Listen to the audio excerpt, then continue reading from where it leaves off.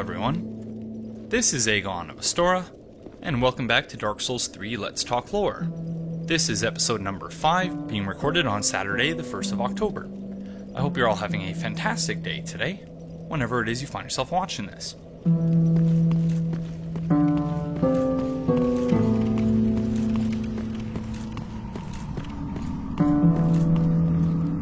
So it's not a mistake that we're starting here for the second episode in a row, but before we get into that, I have a couple of shoutouts that I need to get to.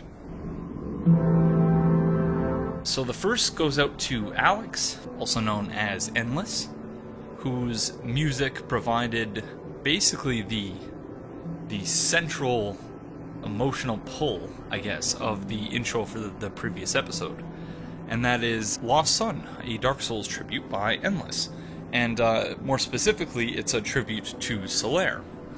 And so I got the idea for the introduction in the previous episode after I had already recorded all of the gameplay and the audio for the episode. It was for that reason that you didn't hear me verbally thanking Endless for not only creating a beautiful song that I like a lot, and that I have come to associate with Solaire as effectively as, in my mind, Solaire's theme song, because he doesn't really have a theme song. But yeah, I just wanted to give a shout out to Endless, and to point out that this song is actually a single from what he may one day get around to completing as a full sort of tribute album to Dark Souls. But Endless is, like myself, a graduate student, and as a graduate student I know how tough it can be to find time for other things.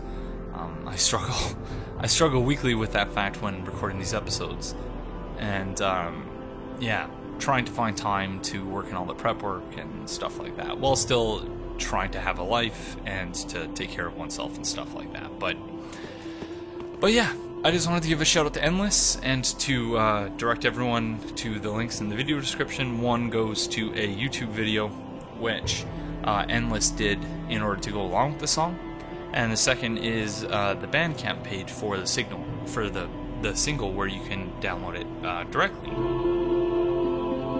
The second shout out is to the Ashen Hollow, who asked me to be on his Beside the Bonfire podcast, which I actually did alongside Smotown and Mitch L, and the Ashen Hollow himself, of course. I'm sure that many of you have already seen it, but if you haven't, once again, links will be left in the video description to the playlist link for the series, and to all three of the Ashen Hollow, Smotown, and Mitch L's YouTube channels. The current plan for, at least from my perspective, is, because I do intend to be a recurring guest on the podcast. So the current plan, if you haven't already noticed, for Let's Talk Lore is I'm trying to get these out every 2 weeks. And no more than that, just because of, again, all the things I have going on. It's hard to find time to do any more than that. And my thought is, because we also kind of decided on a bi-weekly basis for the podcast, so my hope is that on the weeks when there's no Let's Talk Lore, there will be a podcast, and vice versa. And of course it is, or at least the first episode was very much a lore-centric podcast, so yeah, you might be interested in checking that out if you haven't already done so.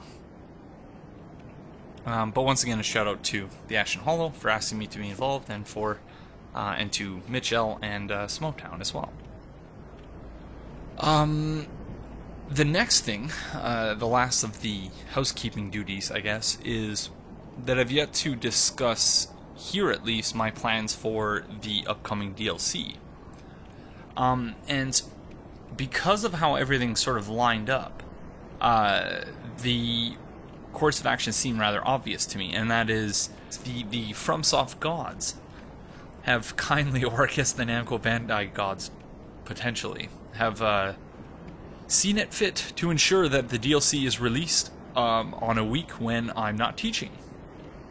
So that is freaking awesome, and I'm very excited about that, because that means that I will be able to record, so it'll be sort of like a mini-series, a mini in a similar vein to that which I did for the Old Hunters DLC, but instead of live streaming it, I'm going to be doing it, I'm just going to be recording it and uploading it after the fact to YouTube. So that is also to say that I'm going to do my best to basically record it all in a day or two, and then upload it after the fact, so after I've already done all my recording. I'm in fact recording this episode a day late because, you know, I'm always running perpetually short on hard drive space, and my original plan to record this episode was to wait until I got the brand new 1 terabyte external hard drive that I just ordered. But there was some sort of shipping error, and even though I paid additional money to have it arrive on by Friday, it did not arrive yesterday. So, if you're seeing this, and if you're seeing the whole episode, then that means I somehow managed to free up enough hard drive space to ensure that this episode will go off as originally planned. But all of that is to say that, yeah, I will be recording all of the DLC episodes in advance, because one of the major annoyances for me with the Dark Souls 3 playthrough was people, you know, acting incredulous when I miss things, even though, you know, I may or may not have gone back and gotten those things several episodes later, and, you know, so they're telling me things that I already know.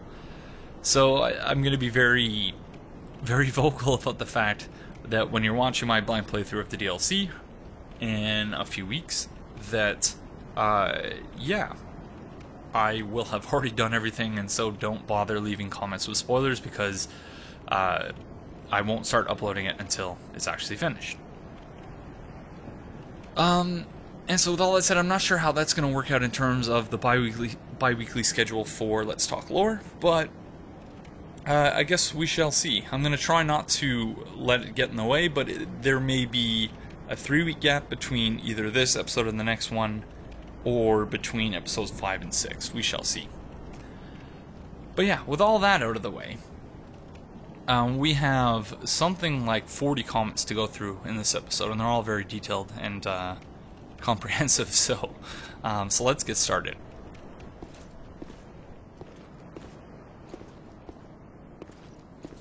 We got a comment from JSF, who pointed out that while surveying the landscape, there's a village that we see that we never actually go to. Visible in the mountains between the Sniper Giant and the Cathedral of the Deep. It looks a lot like Undead Settlement's architecture. I made a diagram of it a while back. And so with the very helpful diagram that JSF has provided for us, I guess we'll start with the left and then move our way to the right. That right there appears to be Anor Londo. Somewhere around here is Irithyll. Irithyll Dungeon, perhaps somewhere around here. That appears to be somewhere around here, the Catacombs of Karthus. This is Farron Keep.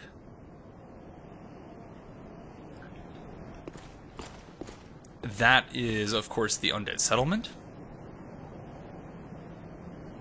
The Cursed Rod of Greatwood is somewhere around here. This is... I help anytime. Yes, yes. He helps anytime. I help. Yes. Anytime. Yep. You're very, very helpful. Very helpful, friend. Very helpful. I help anytime. Yep. Yep. No, we're moving on, friend. We'll come visit you in a little bit, okay? I help anytime. Yep. Yeah, you are indeed very helpful. Thank you. Thank you kindly. Okay, moving on. The Road of Sacrifices. The Road of Sacrifices is around here somewhere. I help anytime. He helps anytime. Farron Woods, JSF says, is somewhere around here? What the heck is that there? It's just a couple of walls and a little tower. Who knows? There's more walls over there. What appears to be a beach. type area. Cathedral of the Deep obviously is right here. I help any time. He helps any time. And this appears to be Archdragon Peak, which was in part the subject of the first episode of the Beside the Bonfire podcast. So if you've not already seen that, then check it out. And so finally, without further ado, is this place. Which is not, as best as I can tell, or as best as JSF can tell, any sort of place that's in the game. But the architecture, I'm going to go off to the side so I can try to zoom in here. But the architecture seems to be very similar to that of the Undead Settlement. So I wonder whether this is cut content, or potentially, or either that, or the place we're going to be visiting in the DLC, insofar as it's not a Painted World type place. But yeah, we shall see.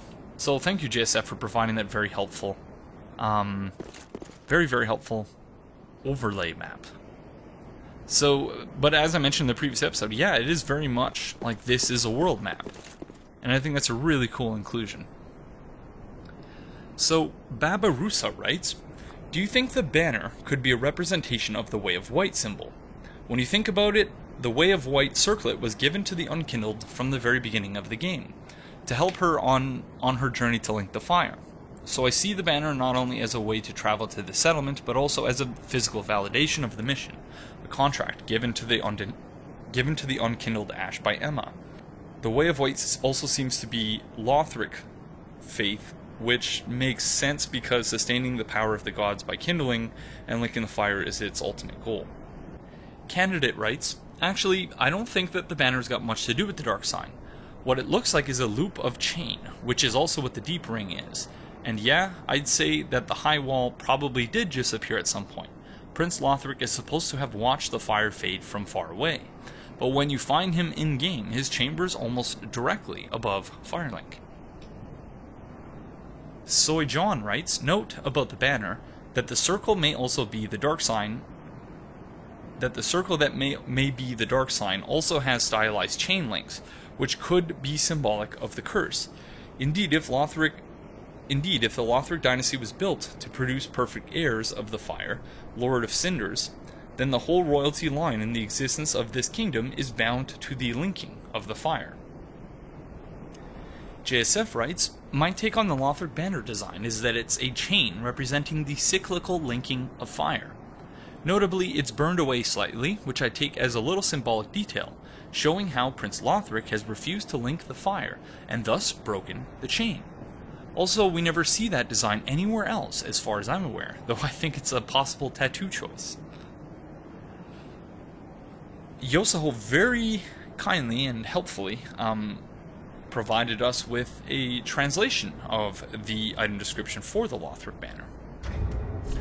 The English description for which reads, small banner held by Lothric messengers, hold up outside the main castle gate to be greeted by an escort. When the high wall appeared, the path to the undead settlement was blocked, and messengers came bearing this banner. They were sent out with a duty, but had no way of returning. The item description in Japanese, well, first of all, the item itself is actually specifically called Small Ring Banner of Lothric. Small banner held by Lothric messengers, hold up outside the main gate to be greeted by an escort. High wall occur, the path to the undead settlement was blocked, and messengers came bearing this banner. They were sent out with a duty, but had no way of returning. So Yosaho also adds that the high wall is an event that suddenly occurs, but definitely not appearing out of thin air, as Japanese has a specific word for that. How no way of returning is phrased is like a suicide mission, or simply no need for them to come back, rather than they cannot return. Just Yosaho's interpretation. So yeah, the Japanese text for the item description does seem to support what JSF has said, and what I was thinking previously as well, about this being symbolic representation of the link of fire.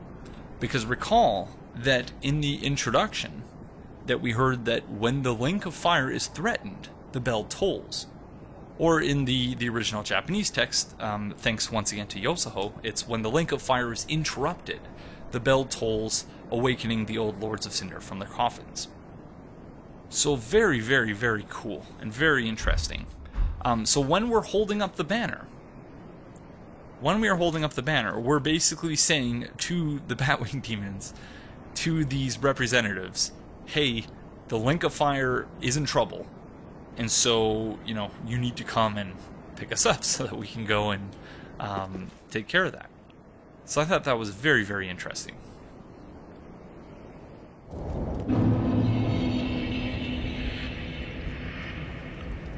No, man. I thought that we'd be able to see the Batwing demons again. But no, after the first time you go, it just, I guess, sort of... it just sort of, just teleports you here. Well, that's unfortunate. Because, the next comment we had is also from Babarusa. I might have a theory for the Batwing creature's presence in Lothric. I believe that Guinevere is the Queen of Lothric, and my idea is that the Batwing creatures are her loyal servants that followed her from Anor Londo. In the first game, their mission was to lead you on the path to linking the fire by flying you to the city of the gods, where you would obtain the Lord Vessel. Here it's the same. They guide you to the land of the Lords of Cinder so you can bring them to their thrones and link the fire for another cycle. Making sure someone links the fire still seems to be really essential to Guinevere / the Queen in Dark Souls 3, as she seems to personally take a lot of care for the unkindled ash. Also, I know some people don't believe that Guinevere is not the Queen, or some people don't believe that Guinevere is the Queen, and then I'm sure we'll discuss them in time. There's a divide in terms of what people believe, or who people believe the Queen of Lothric is. But we've got more than enough to deal with in this episode without also opening that can of worms, so we'll return to that at a later time. The next thing we need to talk about is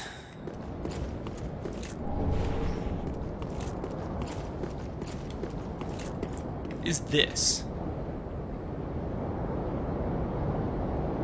The High Wall and Lothric Castle, and what the heck is happening here? I have a few ideas about it, or more specifically, I have one very particular idea that I might get into a little bit later.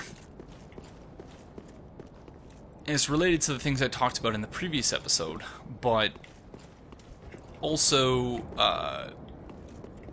not.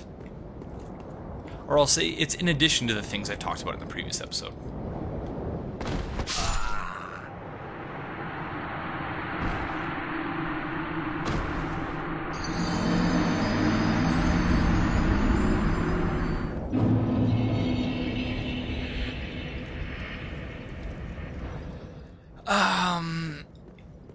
Yep. So, yeah.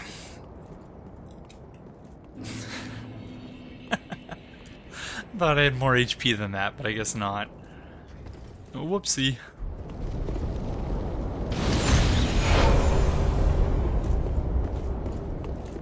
Okay, we're gonna head over here.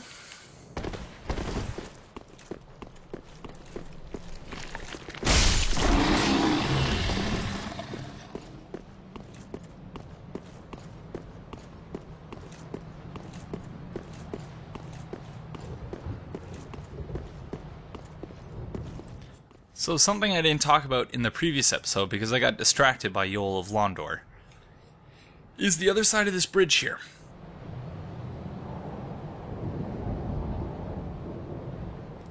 And how it seems somehow to be evenly split. But yeah, we have several comments dealing with this and with the High Wall more generally, so let's get into that. So JSF writes, it doesn't mean that the High Wall just appeared out of thin air.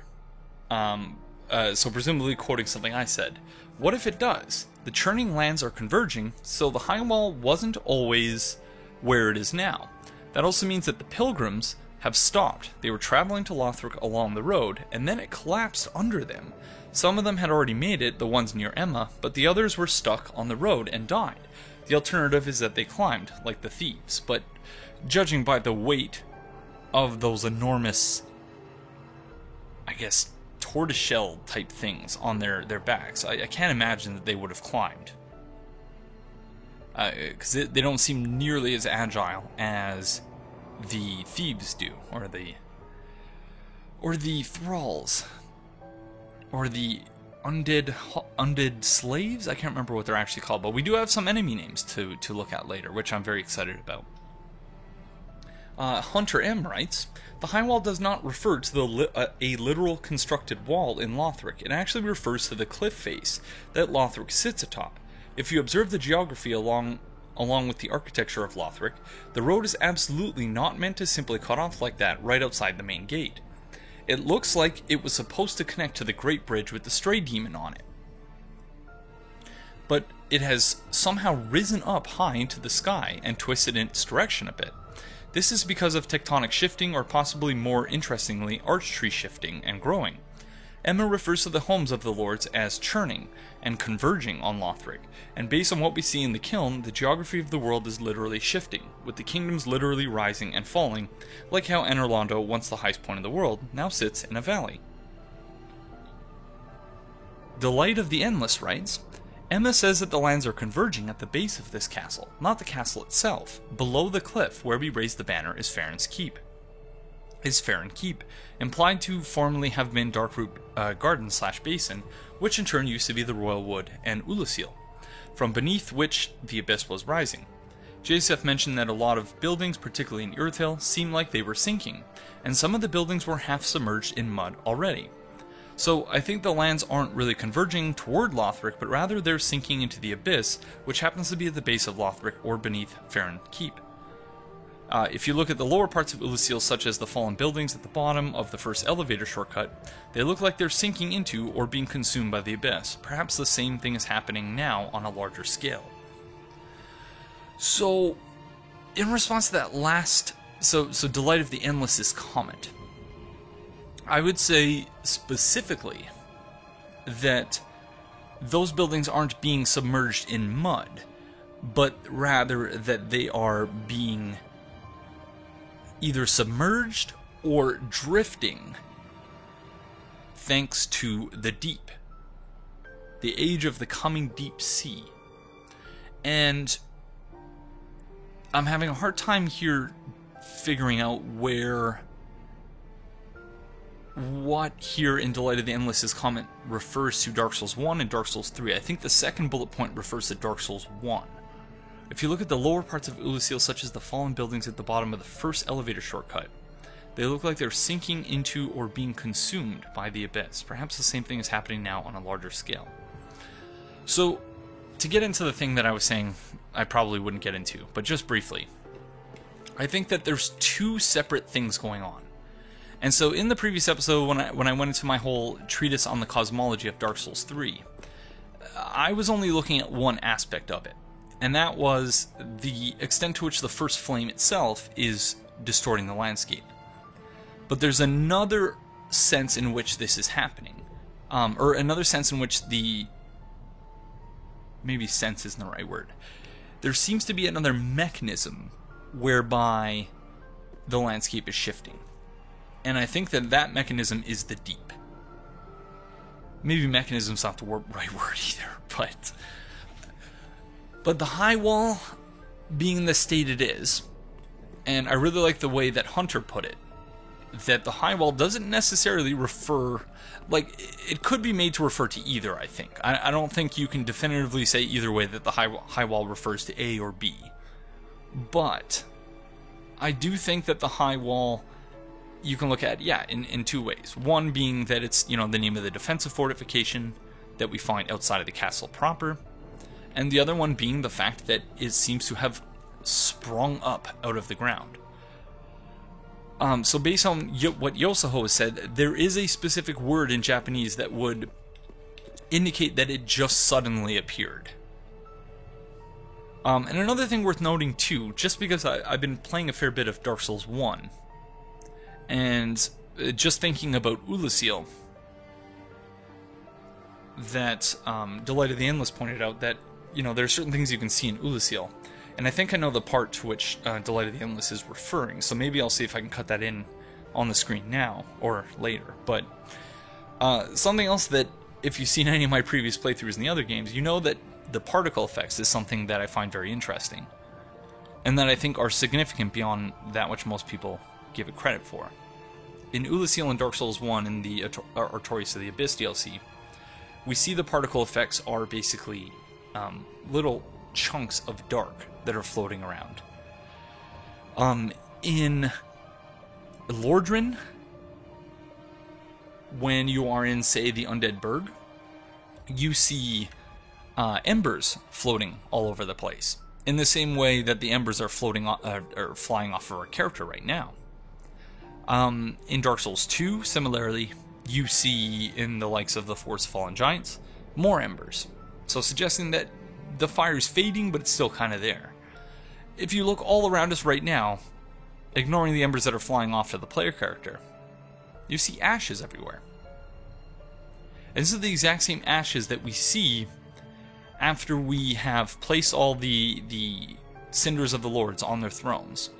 This is the exact same particle effects that we see the Firekeeper using to effectively baptize us. But yeah, all of this is to say that it's very interesting that the state of the world is always that these particle effects always reflect the state of the world. So in Dark Souls 1 and 2, in sort of the starting area, you can always see the embers, particle effects floating. In Ulasil, in Dark Souls 1, you can see the particle effects are basically shards of the abyss, or of dark. And in Dark Souls 3, we see that it's only ashes now. So that's very, very interesting. Okay, back to the comments. Apex27 writes, "Can you talk about the dragon and the pilgrims on both sides of the bridge and what you think is happening there? The dragon's tail is held in midair as if it was..." Just get a shot of that. The dragon's tail is held in midair as if it were... as if it is frozen in time instead of actually dead in real time. To further back up the stuck in time theory, there is no debris under the bridge in Farron Keep. I checked over and over. Also, the pilgrim staffs have lanterns that are also hanging in midair and not hanging downwards like they should be. The lanterns are also not swinging in the wind, and the dragon scales are not flying off of it in the wind like the one on the high wall. And no debris, by no debris I mean directly under the bridge break. There's no debris or anything directly under the bridge. Where the bridge is broken, there's debris all over everywhere else, but that is of other structures. Yeah, and so it seems to have been a pretty clean split for some reason. And the area directly across from us is, of course, where we'll go directly above the Old Wolf of Farron. And at the other end of the bridge there is where we fight the Stray Demon. So I know that Desert Penguin suggested that the dragon landing here may have had something to do with it, but you can see sort of by the coloration of the tail compared to, say, the foot and the wings, that the dragon is slowly becoming petrified. So it's turning into stone. Or the wyvern or the drake, whatever it is. I don't know. And so I don't know if these are frozen in time as much as they are, as this is meant to suggest perhaps that they've been here for quite some time and that therefore they've become petrified. And that they've turned into stone, but I don't really know. Alistair writes, talking about how the land itself is shifted. If you look at the broken bridge leading out of the settlement and where we leave from the high wall, looking from the settlement, it looks like the high wall castle seems to have raised above the rest of the land, also turned away from the original position of the bridge. This shouldn't be surprising given what's been discussed previously, but it's interesting that it seems to go against the idea that the world is making itself smaller, therefore easier to traverse for the Unkindled to complete their tasks. A possible explanation could be due to Prince Lothric not wishing to become a lord, / not being one at all somehow had an effect on how that part of the land changed, whereas with the others, could be that how they felt had no effect because they were previously lords, already linked in some way to the first flame. Perhaps the flame was only about to free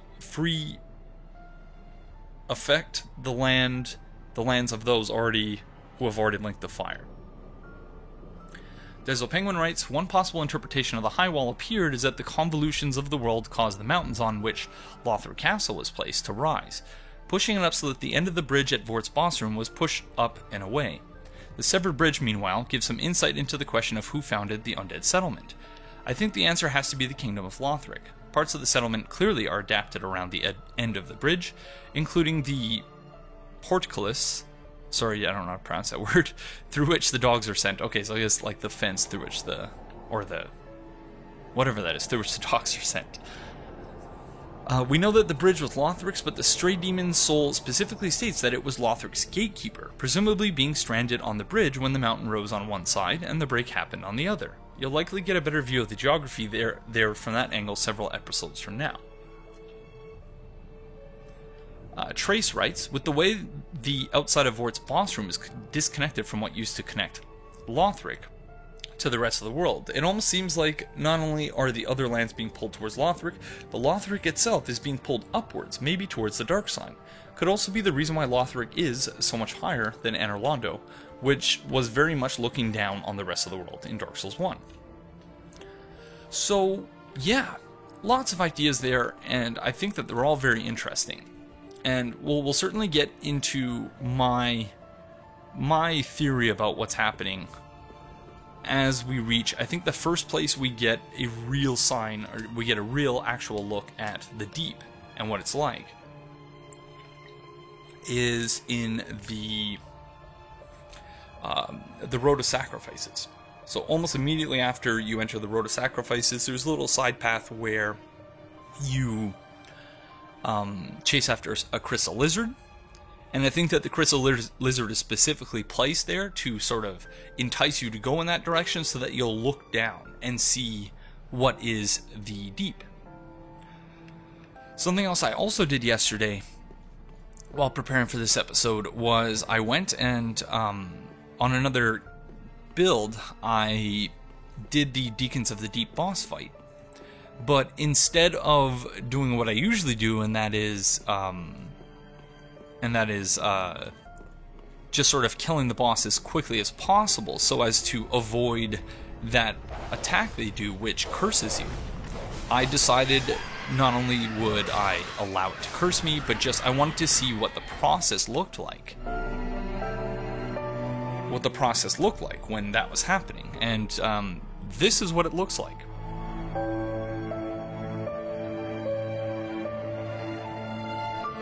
So you can see that as the boss fight progresses, and by the way, if you weren't aware of this, because I wasn't either, but I just tested it and I was like, wow, that's great.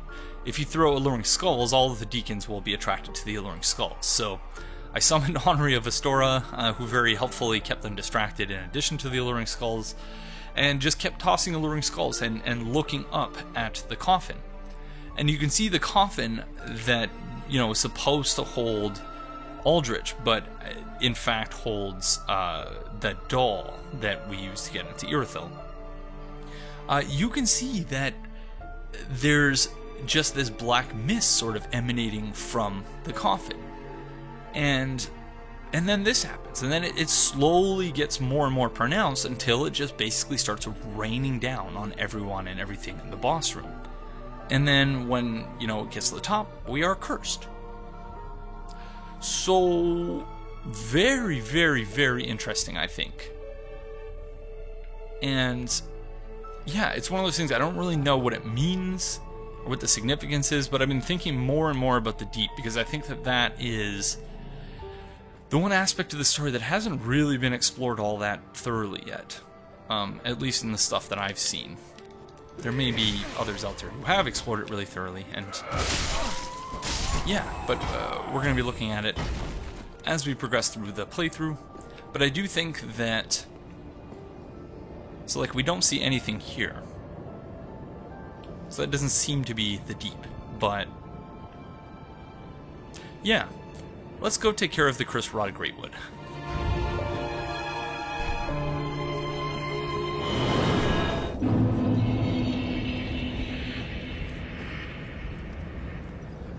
Okay, so something else before we actually go to fight the boss is that I took a closer look at the official guide and found that, yeah, there are actually some helpful enemy names that are contained therein. So here's a list of the enemy names per the official guide in the Undead Settlement. And there are a couple of very interesting things here. So the first is with respect to the dogs, the dog enemies that we saw right at the start. They're actually called Starved Hounds, which, yeah, we'll get into that in a minute. The Undead Workers was what I've been referring to them previously. They're actually called Peasant Hollows. The Thralls are actually called Hollow Slaves, so no surprise that they have those chains around their necks in retrospect. The Evangelists are called specifically Cathedral Evangelists. The caged, the bunch of hollows in a cage are actually called Caged Spiders. So we'll get into that as well. The gigantic dudes with the cages on their backs and the planks on their backs are called Hollow Manservants. Skeletons are just called Skeletons. And the rats that we find in the sewer, which will come into contact later in this episode, they're actually called Hound Rats. And the large one is called the Large Hound Rat. And then, of course, there's the Boreal Outrider Knight and just simply the Demon. So, y'all know what time it is. Time for some fun with definitions. So, with respect to the use of the word hound, hound is, in terms of when used as a noun, a dog of a breed used for hunting, especially one able to track by scent. Or a person who avidly pursues something. But as a verb, it means to harass, persecute, or to pursue relentlessly. So the Starved Hound is, it seems pretty obvious to me that they've starved the hounds so that when they open the gate, they go after the hollows, and, they're doubly aggressive and feral because, they're hungry. So that makes enough sense. But the usage of hound to describe the rats in the sewer is something else that, yeah, may be very interesting. It may tell us something about what it is that why those rats are there and how they got there.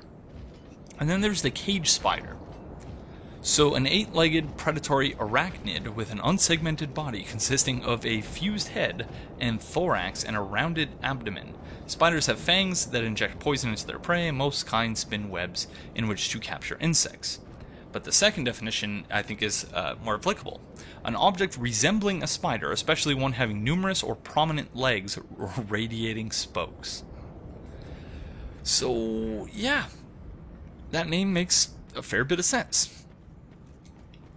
And we'll get into the talking cage spider a little bit later because we got some stuff to talk about there. I know I'm missing some shinies, but we'll get those in a bit, I promise.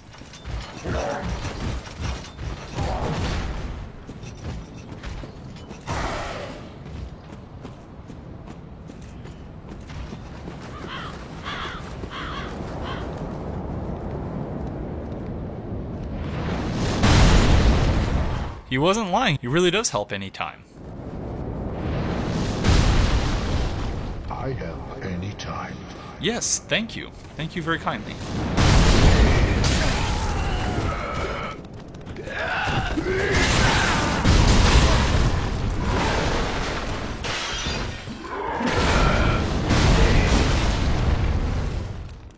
Not a good start.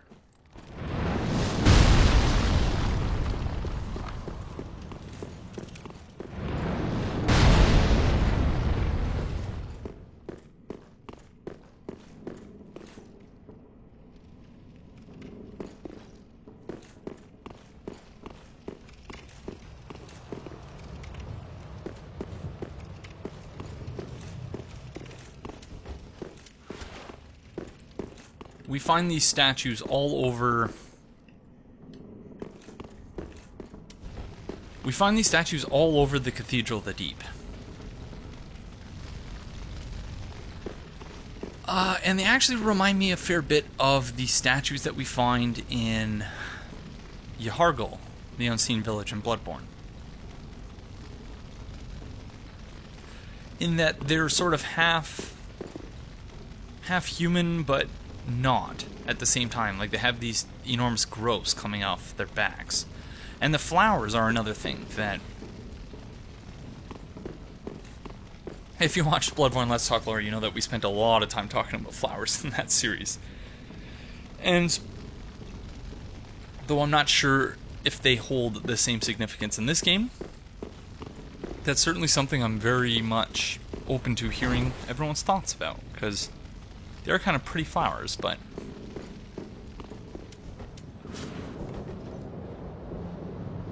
And yeah, you can tell I've been playing a lot of Dark Souls 1 to capture footage, because every time I go to pull up my bow, I just sort of press L1 once instead of holding it, because in Dark Souls 1 you only need to press it once. But so we can see, just like the tree that the Cathedral Evangelists and all of the peasant hollows were praying at, this one has things, bodies hanging off of its branches. And something that Theomany pointed out to me, which I think is fascinating in terms of how it mixes the gameplay and story, is that you have all of these hollow peasants here. And I believe that this one here is the only one that has red eyes. So indicating perhaps, if not a, if not an indication of the presence of the Abyss or the influence of the Abyss, then perhaps some sort of spiritual impurity. And if I can hit him from this distance, which I'm not sure I can,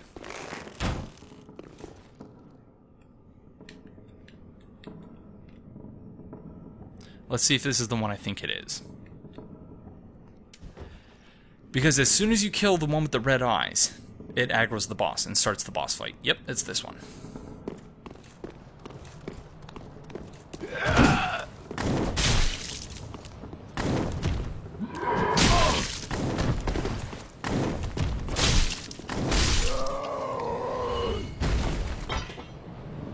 Or maybe not. I don't know, maybe we were too far away from the boss. Well, it worked the last time, so I don't know. Unless it was the wrong one.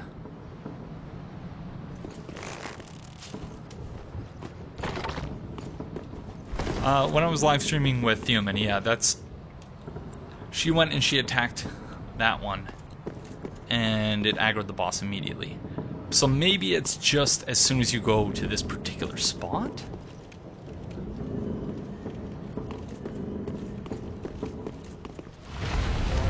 Yeah, maybe that's it.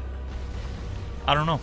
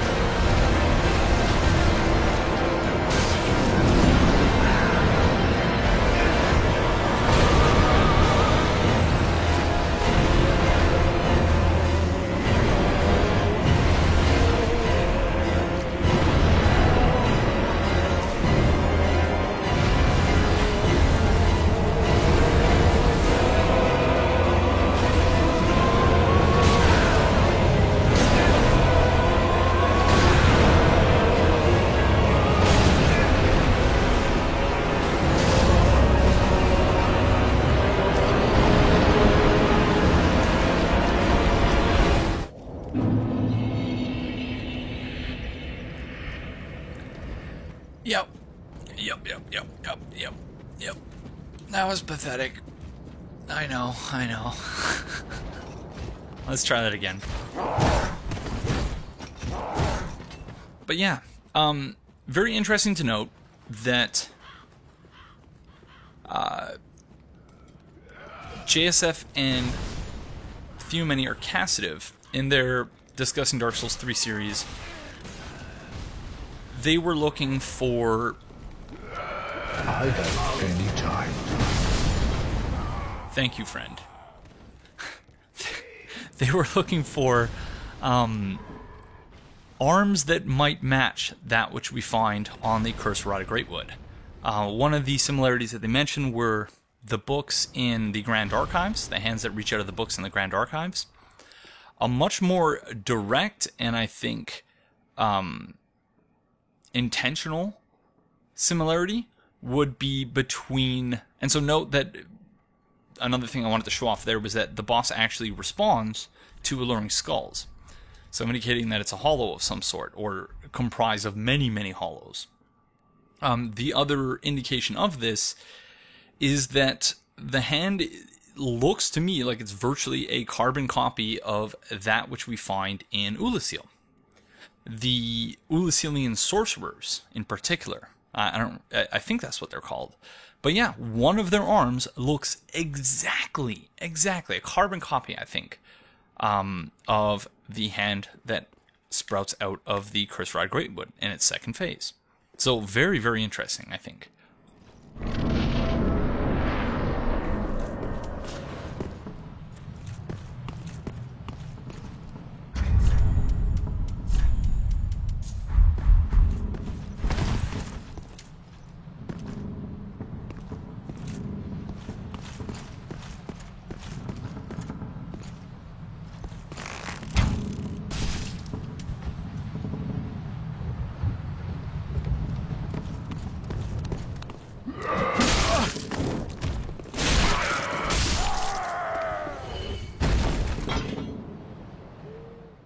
I don't know. It was an interesting idea, but it seems more like this is just the spot.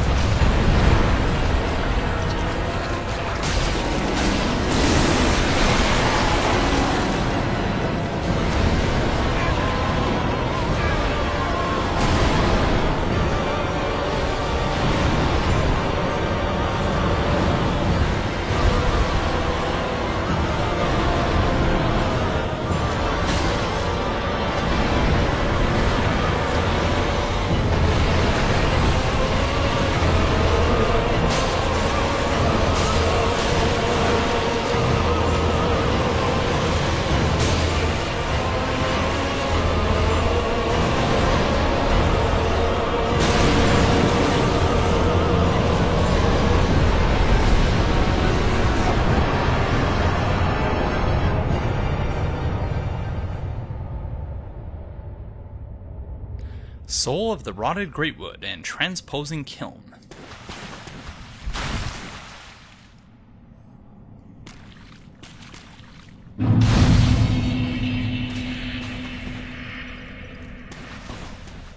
Transposing Kiln, an old transposing kiln from Corland, crafted with stitched crystal lizard hide. Give to Ludleth, Lord of Cinder, to conduct soul transposition. This kiln can transpose twisted souls to craft special items with their concentrated essence, deemed forbidden by those unable to make proper use of it. In the previous episode as well, we also picked up the Mortician's Ashes, and we didn't read the item description for that. Umbral ash of a resident of the undead settlement, who made a living burying corpses. With this, the shrine handmaid will prepare new items.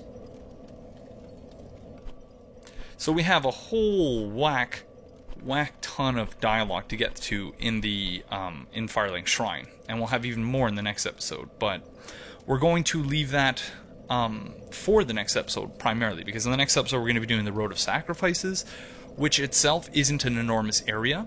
So I figured we'll spend probably half of the episode at Firelink and half of the episode doing Road of Sacrifices stuff. But in the meantime, we have the Soul of the Rotted Greatwood. Soul of the Cursed Rotted Greatwood, one of the twisted souls steeped in strength, used to acquire many souls or transposed to extract its true strength. Ever since its establishment, all manner of curses have managed to seep into the undead settlement. The worst of them were sealed away inside a spirit tree, but eventually the curses took their toll. So we have another translation from Yosaho, this one being called the Cursed Belly Great Tree in Japanese, or for the Cursed Rotted Greatwood. Ever since its establishment, all manner of curses have managed to seep into the undead settlement. The worst of them were sealed away inside a spirit tree. Then the tree began to change. So the first bit of the description is basically the same, but it's much more direct in the last few words there. So whereas in English it's, but eventually the curses took their toll, in Japanese it's, then the tree began to change. So that's very interesting.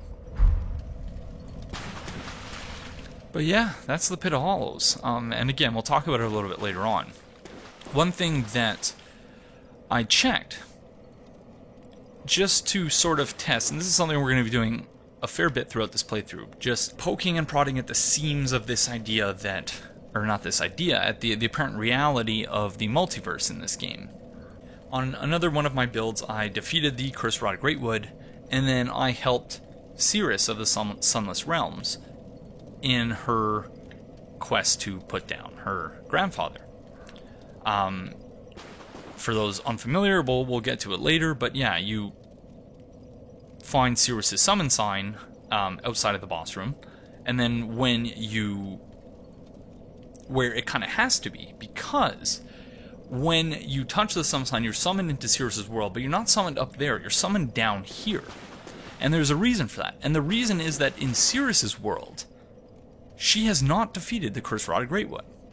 Because if you look up, which I did at the very end of the invasion, you see that, yeah, it's nothing like this. You just see the ceiling. Same way that we saw it in the previous episode.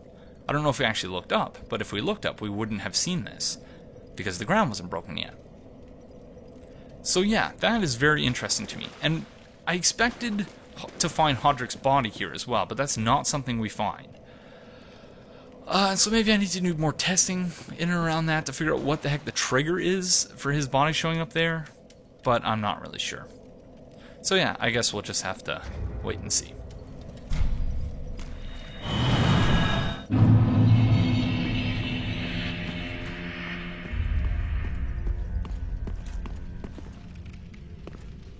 Ah, well met, Ashen One.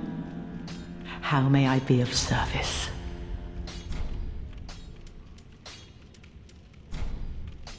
Gracious, passing fine ash thou'st given. Let this ash bestow nourishment. I only hope these new wares content thee.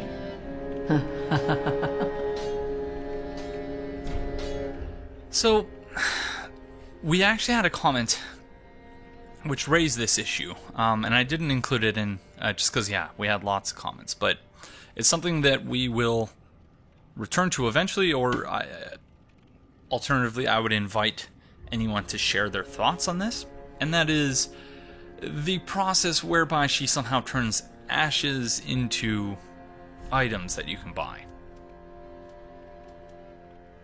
Oh, and I really should have... Something that I'd be interested in doing is figuring out which items specifically get added with which ashes. I'm reasonably certain that the human pine resin was not there before.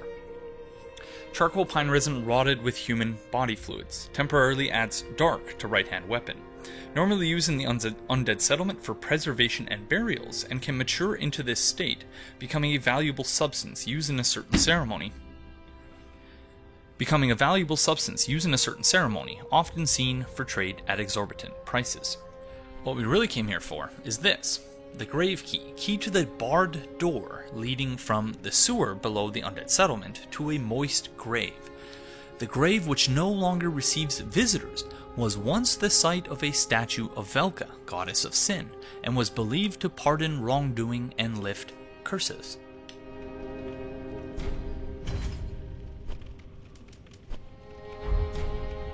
Ashen One, be sure to bring more souls.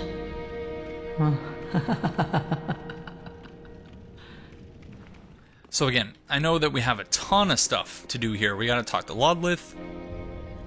We have to talk to Leonhard. Interestingly enough, our not-so-crestfallen is out and about doing things, which is something I like a lot. We're gonna have to talk with... We're gonna have to talk with Yol, and then we're gonna have to talk with Yuria. Then we're gonna meet Henri and Horace. We're gonna have to talk to them. Sirius is gonna show up soon. Oh, I guess we could break the news. Might as well break the news too. To poor Grey Rat. We do have a couple of comments dealing with Loretta's bone. So I guess, yeah, right now is probably as good a time as any to deal with those.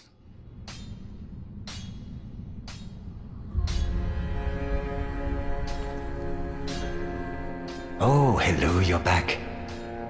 And in one piece. Well, now it's time I do my part, huh? Do me a favor and don't forget our promise. Give this ring to old Loretta at the base of the high wall. A nuisance, I know, but it will help me tie up some loose ends. Oh, no. I'm sorry, friend. I have some bad news for you. Heavens, she was already dead. Thank you.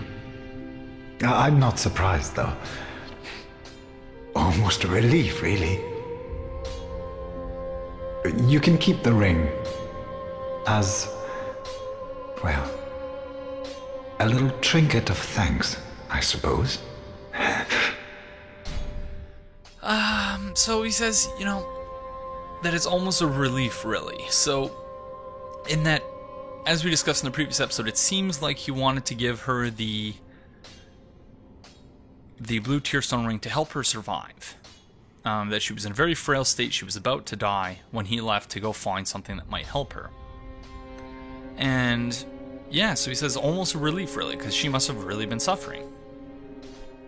So yeah, sounding very much like someone who was watching a loved one suffer, and, you know, they don't want to see them go, but you also don't want to see them continue to suffer. And so even though he's acting okay now, of course later on, you know, his grief shows his grief shows much more than it is now. You can keep the ring as, well, a little trinket of thanks, I suppose. Goodbye, and stay safe. Oh, this place is a bore. What good is thievery if you've nowhere to go?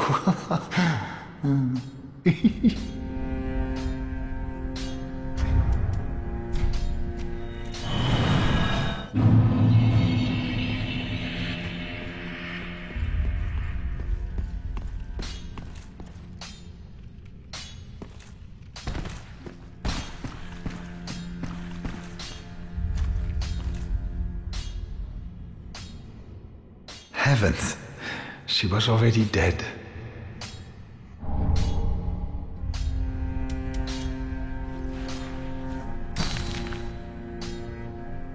So, RBK writes, Loretta's bone is consistently fascinating to me.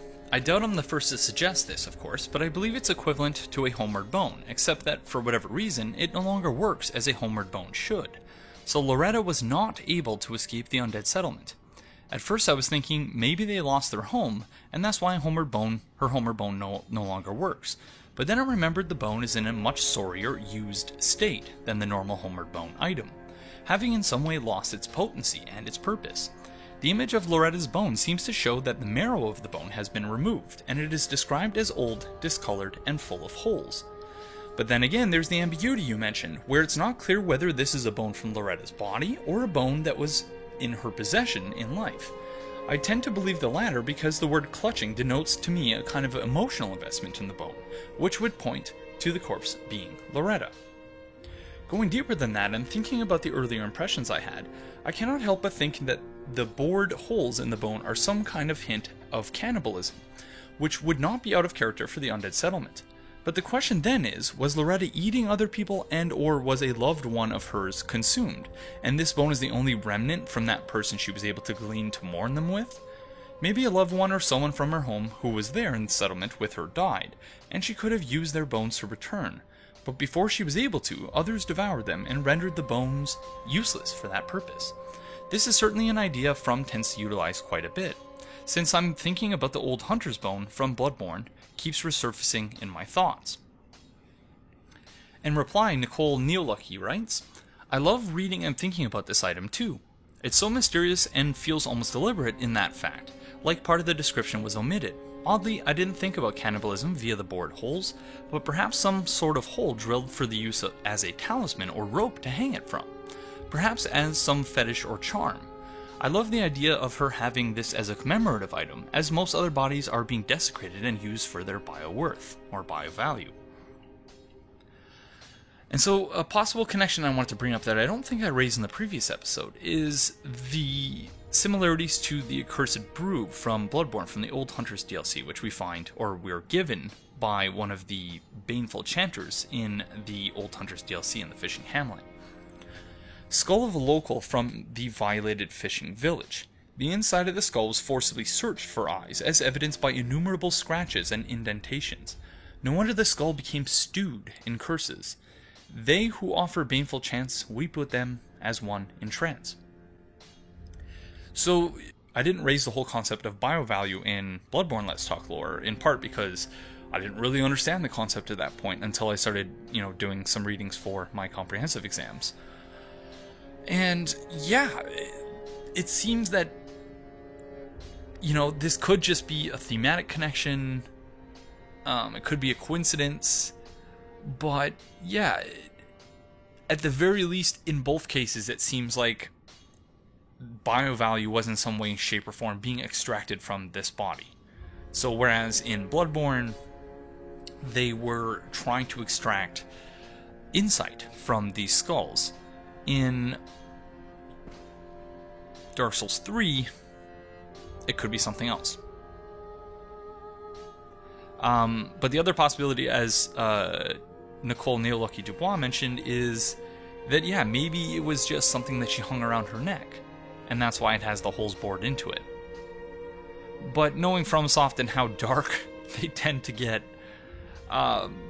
yeah, cannibalism is another possibility, or perhaps it's just simple survival. I don't know enough about evolution and evolutionary history, but I seem to recall that one of the conjecture that one of the benefits of us having opposable thumbs and things like that is the ability to extract nutrition from bone marrow of, where otherwise we would come across the corpse of a body that a much more dangerous predator had eaten. And if it's just picked clean to the bones, without opposable thumbs and the use of tools, you wouldn't be able to get anything out of that. But if you have the dexterity of your hands, opposable thumbs, and tools, then you can, get vital nutrients, presumably, out of the bone marrow of these animals. But But I don't know. I think that was a documentary I watched something like 4 or 5 years ago, so I don't know if that has any basis in fact whatsoever. But yeah, back to the Undead Settlement.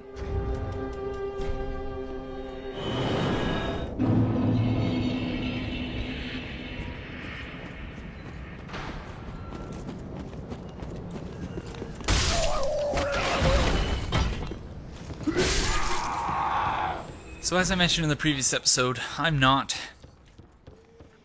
very good at this area in terms of, you know, knowing what the one path is that I should take, and, you know, to make sure that I get all the shinies and cover all of my ground. So you all have to bear with me if I'm taking a terribly inefficient route right now.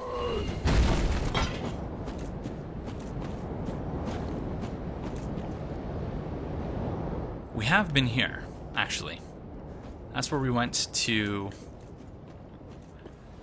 I did want to talk a little bit more about the talking cage spider, but I don't want to deal with all of those undead slaves in the process, so...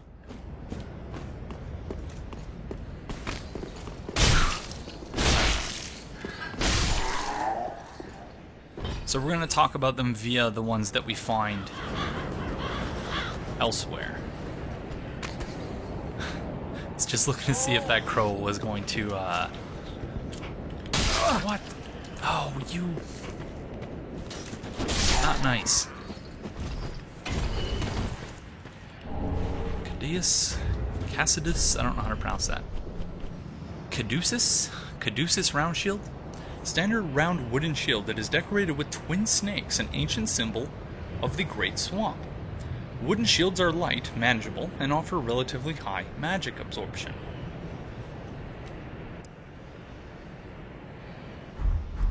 So interesting, because we are, of course, about to come into contact with this fellow over here, Cornyx.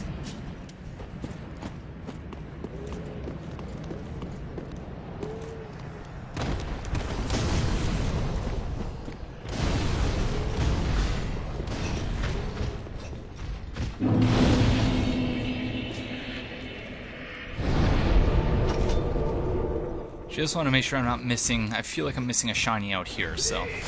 Let's go double check that first. There's so many shinies here. Shinies everywhere.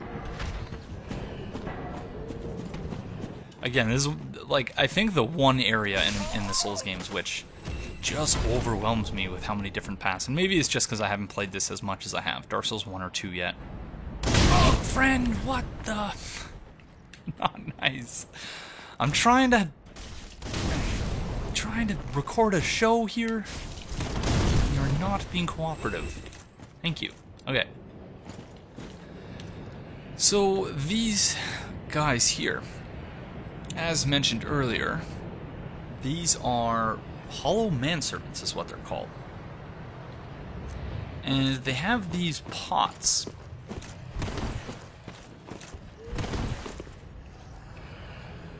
Can't really get a great view of it from here, or can we? I suppose that's as good as it'll probably get, but...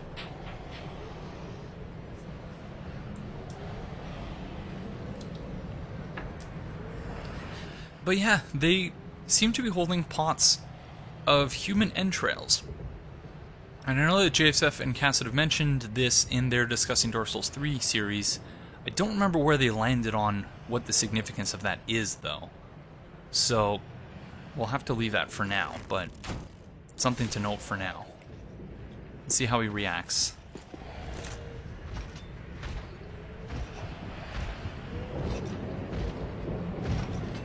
Oh, he's got the arrow right through his head. Oh, thank you. You wanted to give us a nicer... Oh, no. Okay, I guess we'll have to deal with that guy later.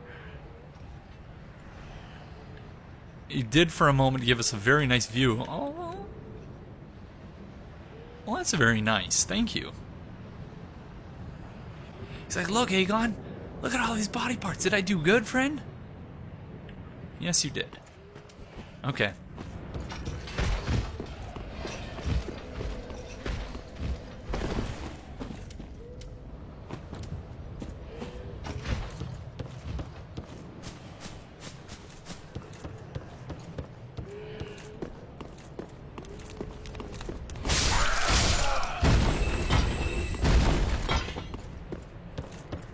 Oh, this is the guy who was throwing the firebombs at us.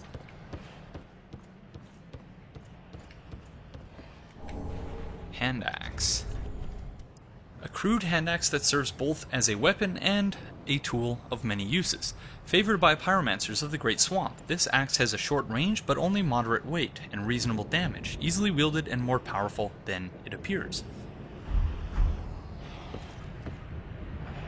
Aha! Unkindled, are we? Welcome to my abode.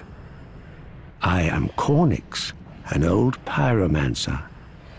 A crow in his cage, as you see now. But here we are, an encounter for the ages. I hear the unkindled make for fine vessels. Care to learn some pyromancies from this old man? Oh, most foolish. This old crow has a little knowledge of his own, you know. Ah, no sense in spelling it out. I will not rush you. You will return once you are enlightened. We are, after all, both undead, and both prisoners in our own ways. How does everyone know that we're an unkindled? Not only do they know that we're unkindled, but they know what, to some degree, they seem to know what that means, and they seem to know that we, in spite of having the appearance of agency, we don't really have all that much agency. And we're prisoners. They said we're both prisoners in our own way. Well, hello. That was certainly quick. Are you any more enlightened on this occasion? Ah, most wise. A chance encounter should not be squandered. To reiterate, I am Cornyx of the Great Swamp. The pleasure is mine.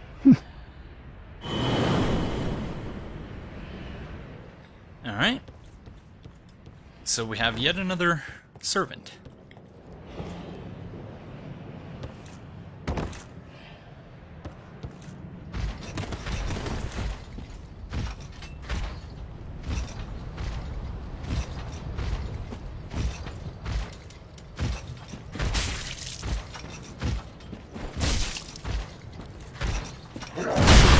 Ouch.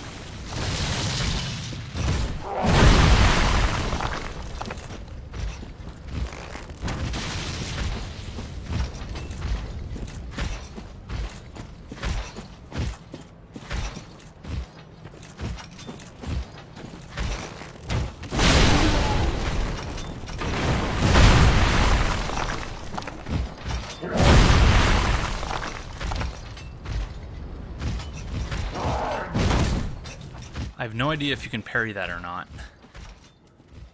But as usual, it doesn't stop me from trying. Ouch! I don't think it can be parried.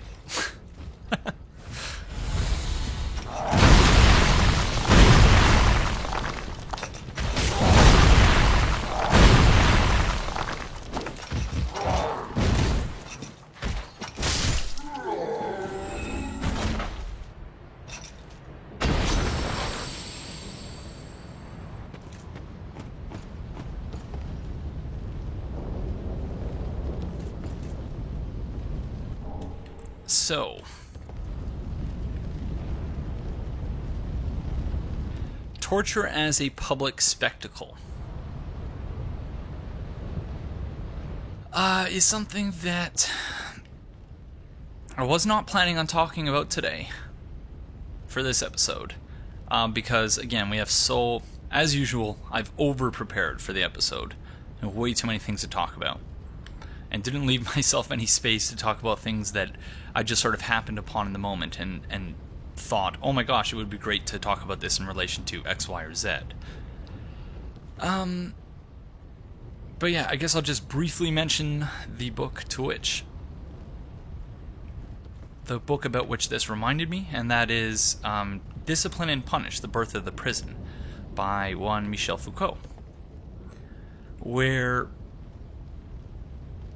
yeah, he talks about the evolution of torture and punishment and discipline, and how it went from being inflicted directly on the body of those convicted of, or suspected even, of regicide and things like that. So, of plotting against the king or killing a king, things like that. And it was meant sort of as, at least as Foucault describes it, as, you know, sort of a tool of fear. But in the modern era, there occurred a shift at a certain point where torture was no longer inflicted on the body of those responsible for going against the wishes of the sovereign, but actually inflicted through the body of subjects. But again, something that we need a fair bit more time to talk about than we're able to here.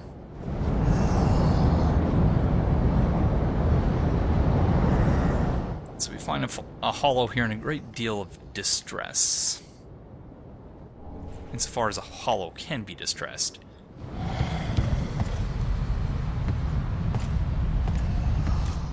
And I think the point of this is that you're supposed to come down here, see this guy, kill him, take the item, and then behind you will come the hollow manservant with his basin of body parts.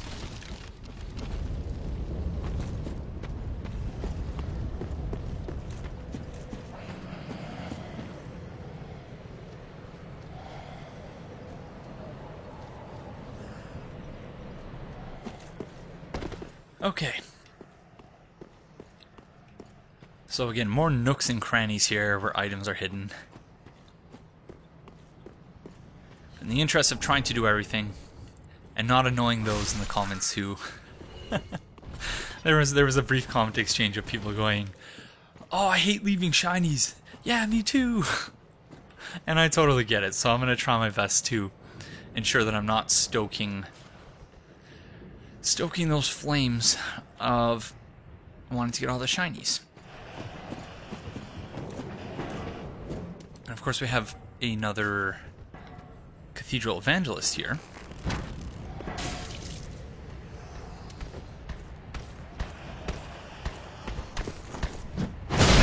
Much too early with that one. Oh, cleanse the bastard's curse.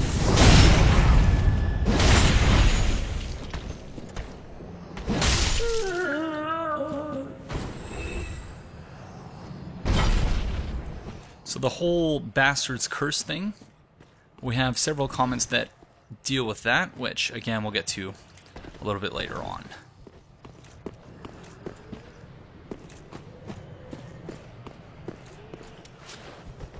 It's another starved hound, and yeah, you can really see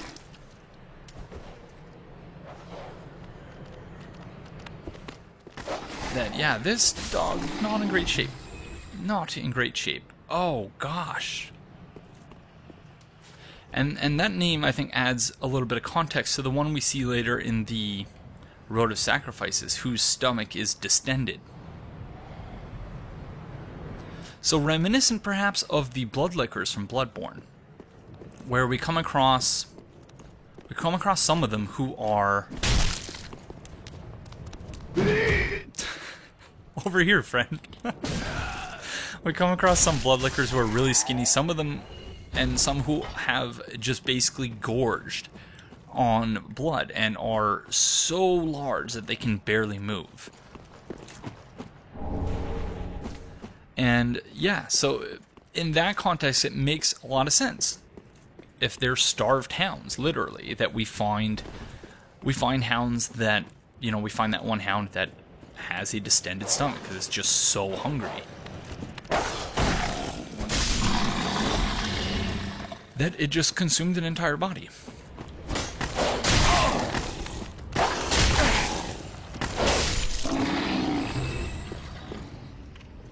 Feel a little bit of sympathy for them, but still my least favorite enemies to deal with, I think. And speaking of hounds, here are the hound rats.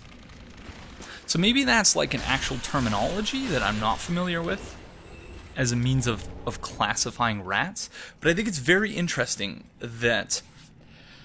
And the Prima Guide is something that, you know, I won't get into it now, but I don't know to what extent they're as careful with the word choice as something like as they were for the Future Press official guide, because, and I don't mean to cast aspersions on the individuals who worked on the guide, but rather that because they're a part of a much larger company like Prima, as opposed to a smaller company like Future Press, seems far more likely to me that they are subjected to harsher working conditions and probably working longer hours for less pay. And so it makes sense that, like, when I was looking through the guide, it referred to Loretta's bones, plural. Like, you'll find a body that has Loretta's bones. And I was like, how does that even find its way into the guide? Because that's not the name of the item.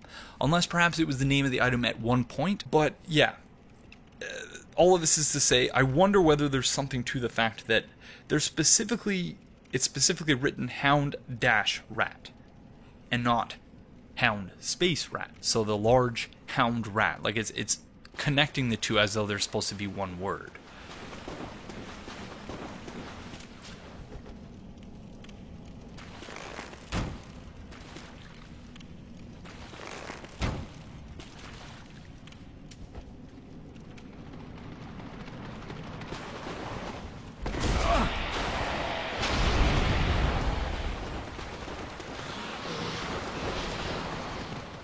So I just wanted to open up the shortcut before anything else. And we might as well replenish our Estus as well while we're at it. And I know there's still a Crystal Lizard and an item up there I haven't gotten. I'm sorry, everyone. But we are running out of time, so I want to make sure I get everything done here.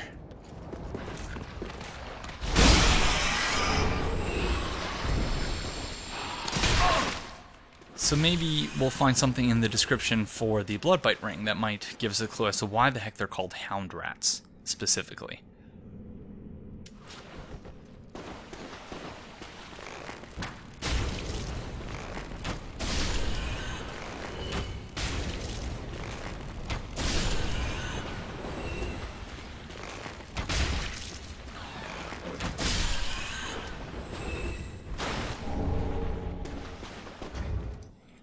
Bloodbite ring. One of the bite rings native to Karim. Increases bleed resistance. The crafting of these rings is forbidden, perhaps owing to a fear of malleable stone. Clerics, however, dabble freely in the art. So this is the spot that was blocked off. Presumably by the agents of the Cathedral of the Deep.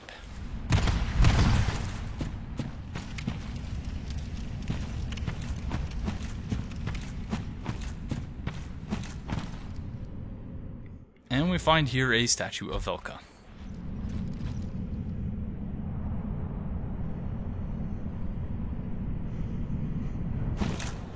And so the lit candles here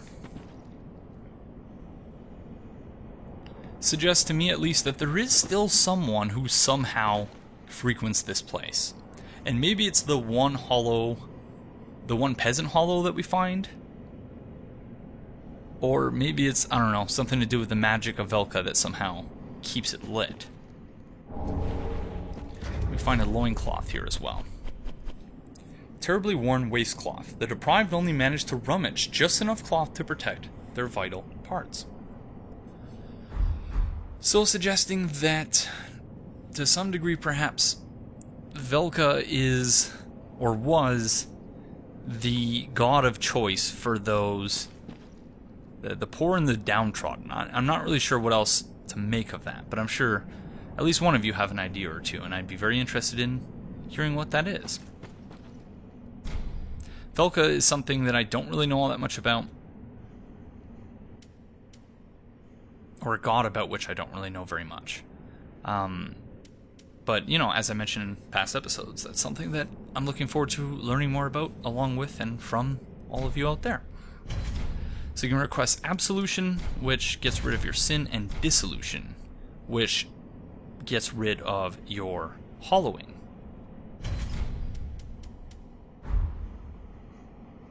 And in terms of the mechanism of the mechanics of how that works, it seems to me that, and I think, I can't remember if this was something we discussed in the Beside the Bonfire podcast, or if it was something that JSF and Theomany discussed, or if it was in the comments of these episodes or the Beside the Bonfire podcast. I apologize, but yeah. It seems that, much like the Purging Stone, the curse is being transferred into that statue. That you can never get rid of the curse. It's almost like the law of the conservation of energy, where, you know, matter is neither created nor destroyed. It's just sort of transferred or put into different forms. And it seems like the curse very much follows similar rules. Oh, this one's my favorite. The one with the fancy hat.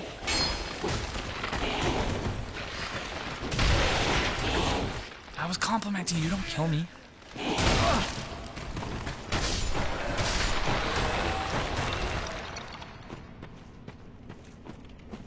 So, according to the guide, these are all just named Skeleton, so... we did pick up a red-hilted halberd. I'm not sure if there's much lore to be found there, though.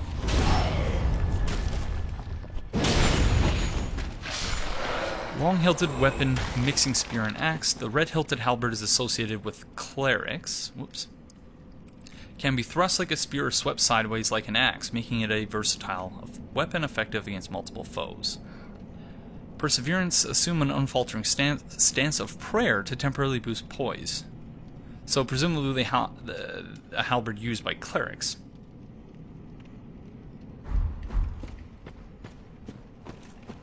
Like those who would worship Velka.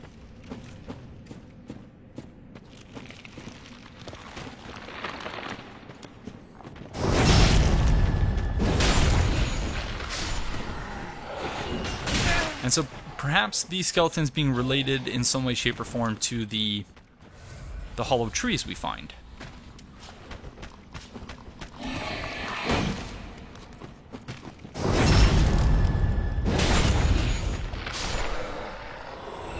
Because much like the hollow trees, they appear to be people who were at one point human, and, yeah. Their roots started growing through them for some reason or another. Okay.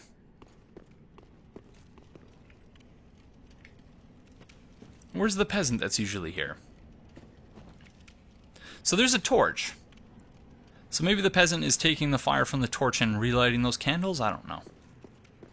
But there is a fire source at least. And there is usually a peasant down here, but I don't know where he went.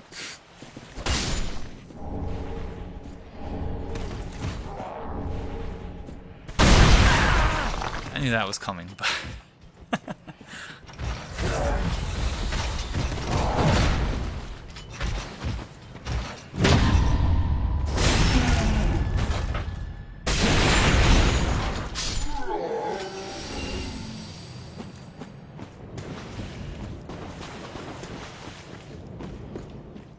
Oh, if only I could angle the camera around that gap there.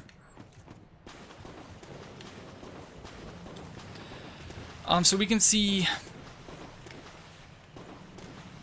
wood planks and boards and wheels, all sorts of things just being sort of tossed into this pit, and or more evidence of the shoddy construction that I mentioned in the previous episode. Someone in a comment said something to the effect of, I don't think there's any evidence that this place was built recently. And just to clarify, and I'll do that in greater detail later on, but I don't believe I said that this place was constructed recently, but rather that it was constructed hastily. And that is to say, they did it really quickly. And there's Egon. They did it really quickly and without any regard for the ability of these structures to withstand seismic or seismic events. I don't know how to pronounce that word.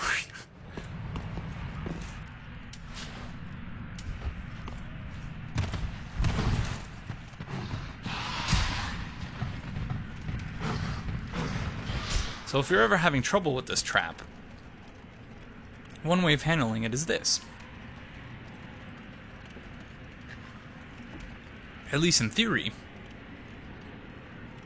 you could climb up into a plunging attack, but the others don't seem to have aggroed onto us yet. So let's try that again. There they are. Hi, friends.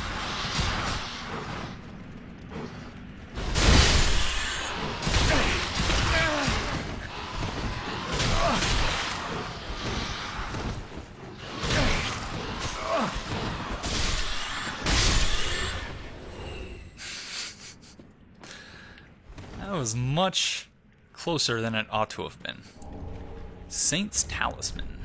Medium for casting miracles of the gods. Ivory talismans are given only to women clerics, and faith greatly affects their effectiveness.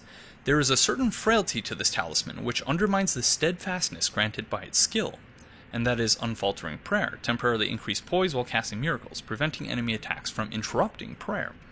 Works while equipped in either hand. So another spawn in which gameplay and story are kind of brought in line with one another. That the Way of White, worship of the Way of White, has been violently interrupted here.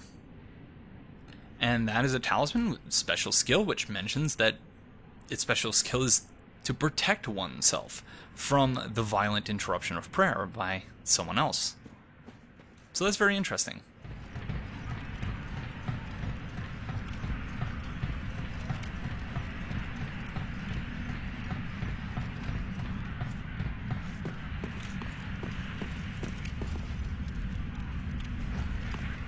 So we're actually going to talk to Egon first before we talk to Irina, because I want to see how his dialogue changes. Hi, friend.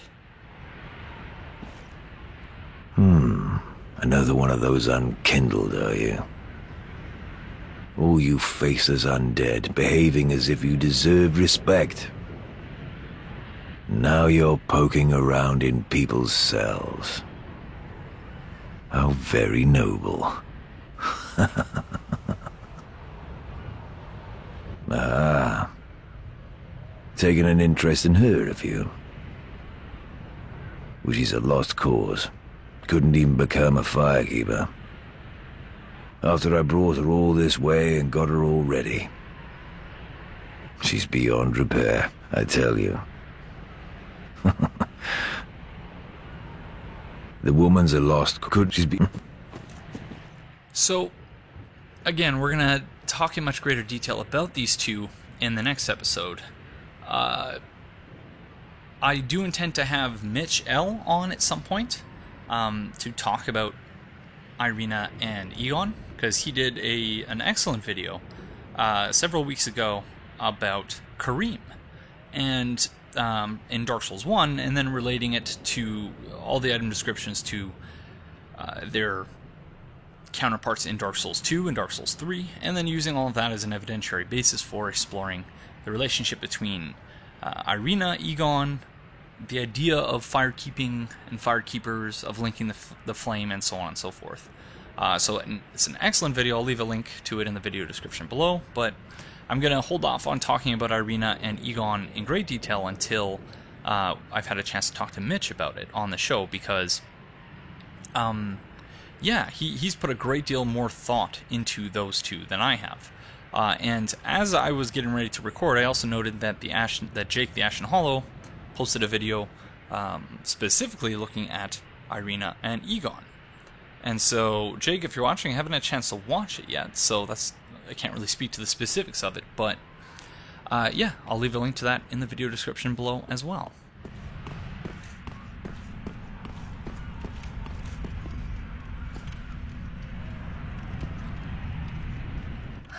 Who is there?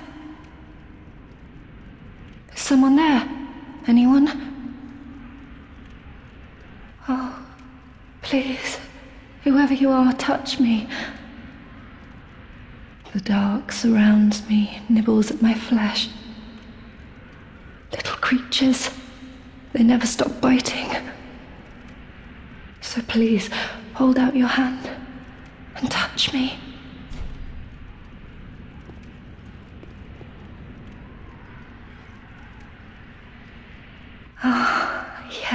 there you are. So close, indeed. Then I am not entirely alone just yet. Praise the merciful gods above. Oh, forgive me. I am Irina of Carim. I came to this land so that I might be a firekeeper. Your touch has freed me from the darkness. You are a champion, then? I am weak and unfit to tend the flames. But if it would not trouble you, might I enter into your service instead? Oh, thank you, sweet champion. I shall take my vows. I, Irina of Carim, solemnly swear to serve you.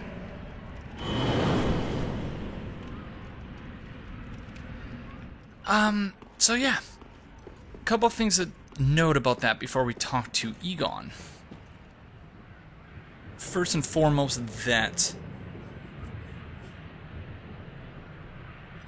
the set she's wearing is basically, it's the Maiden set in Dark Souls 3, but it is the same set that is worn by Rhea of Thorland in Dark Souls 1. And what's very interesting about that set is that it's specifically said in the Firekeeper set from Dark Souls 1 that it's the same set, it's the same set of clothing, but it's darkened by, I think it says ash and soot or something like that. So if you see Anastasia of Astora, if you see her quest line through to its completion, then you get her set and you get to see the item description for it. And I'm reasonably certain that the Firekeeper set in Dark Souls 3 is its own unique set, but in Dark Souls 1, the one that was worn by Anastasia of Astora was that same Maiden set, but just darkened by ash, as well as the skirt being bloodied, suggesting that she was maimed in order to ensure that she tended to the flame. You've gone and rescued her, have you? How very quaint. Pitying creatures that are beyond help.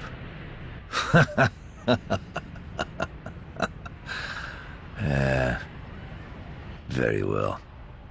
I'm sick of looking after her at any rate. I am Egon, a knight of Carim. I am allied to you for as long as you assure the girl's safety. And only for that long. So on the one hand, he expresses apparent derision for Irina. Almost hatred. And there are a number of ways of looking at that and exploring why that is. But again, we don't really have time to get into that today, but that is something that we'll explore. Yes! That's something we'll explore in the coming episodes. The Flame Stoneplate Ring.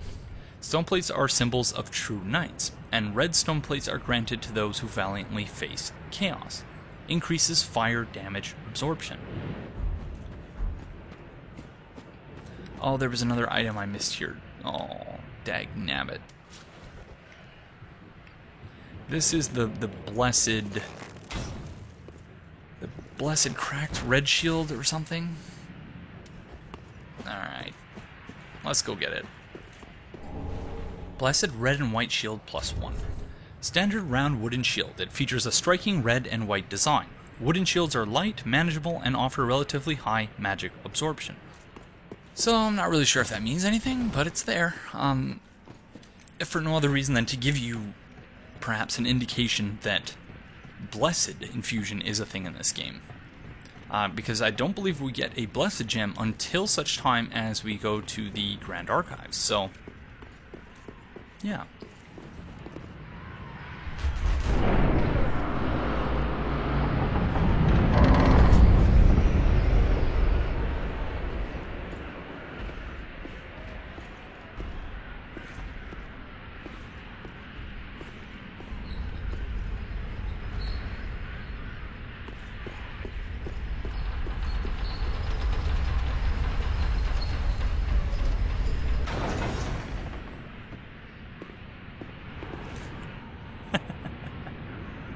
Hi, friend.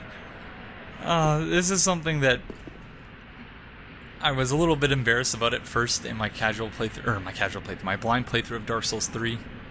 But given the context of how it is that this happened, I don't feel too bad about it. And that is, I walked into here and I was so distracted by the fact that this guy came up the elevator that I completely missed the other part of the elevator going up.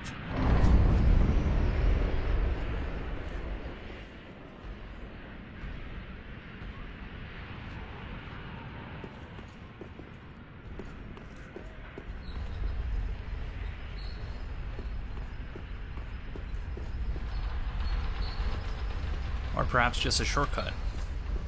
Oh! Oh! Oh, what? Hey, friend. Hi.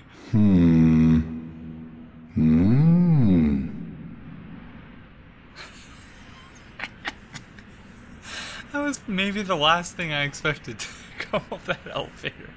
I was just so excited. And you can tell by my reaction. Yeah, that just like Yoel of Londor in the previous episode. That's why, you know, I just sort of get distracted sometimes, but that's also why we're doing multiple parts on each area, so that we can loop back around, because I don't know everything. I know very few things, and I rely on all of you out there to help me and help us figure these things out. But yeah, I digress.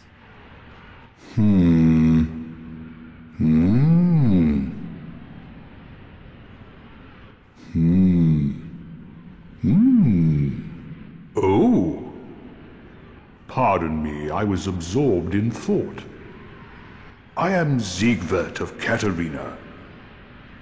To be honest, I'm in a bit of a pickle. Have you ever walked near a white birch only to be struck by a great arrow? Well, if I'm not mistaken, they come from this tower. Whoever it is, I'm sure I can talk some sense into them. But I have to find a way up, and that's just the trouble. This lift only goes down, you see, and... Well, that doesn't get me anywhere.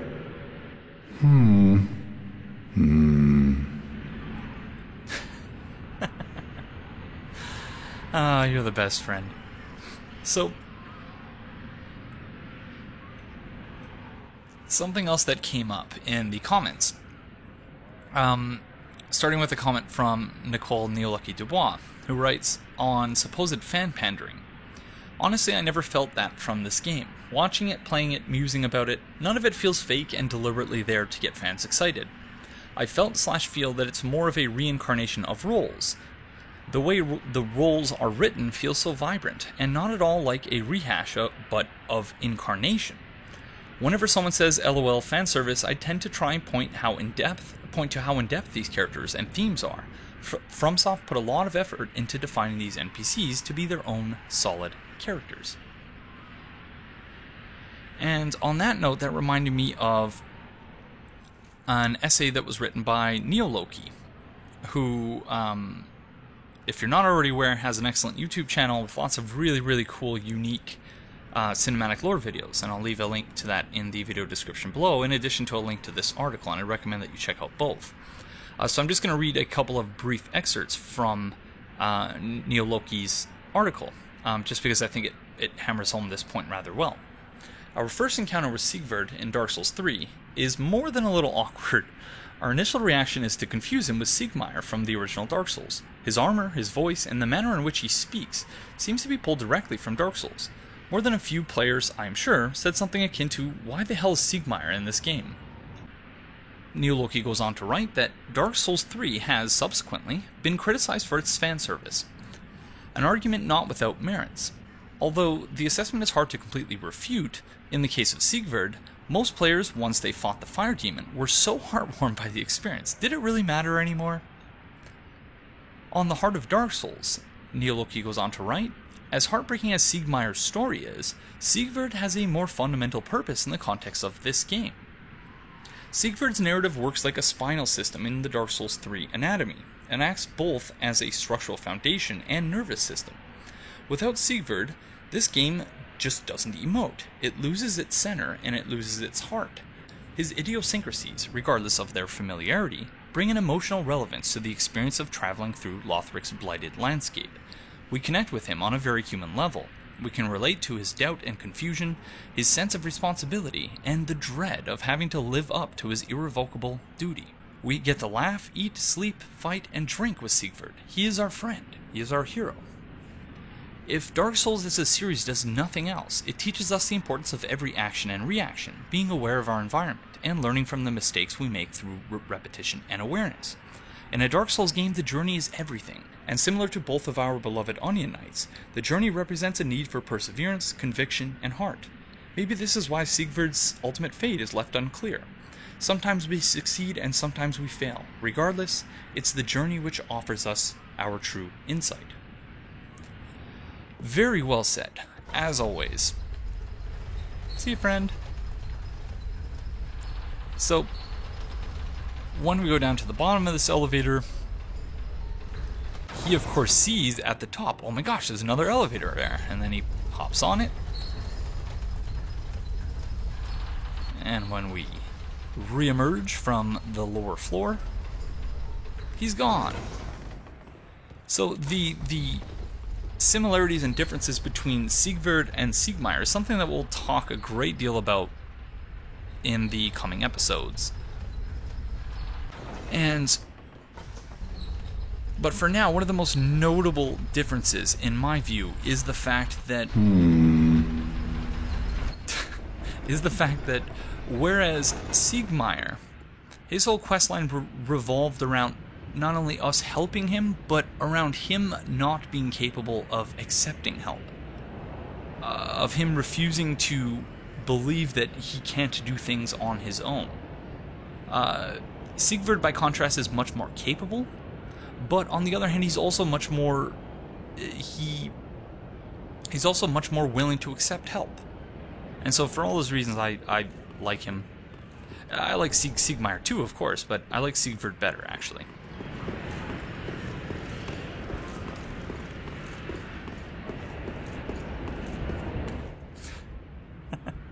Hi, friend. I help any time.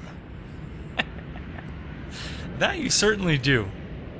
Wait, hold on, I forgot. What is it that you do again? I help any time. Like any time? Even in the middle of the night when you're sleeping? I help any time. What about on holidays? You take holidays?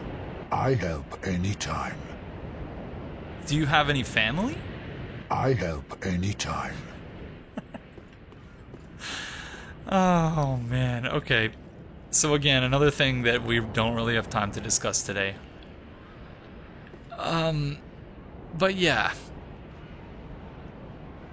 To some degree, he seems to be trying to live up to the legacy of Hawkeye Go, or Hawkeye Goth, however the heck you pronounce it. And yeah, he's pretty cool. So the reason, of course, that we don't have to make friends with him is the fact that we are already friends with him because of our burial gift. The All-White Branch. Branch of a white birch received from somebody. Apparently this was once a token of friendship. Used to become something that blends into the surroundings, though the branch will unfortunately be consumed. Perhaps treasuring the memory is more important.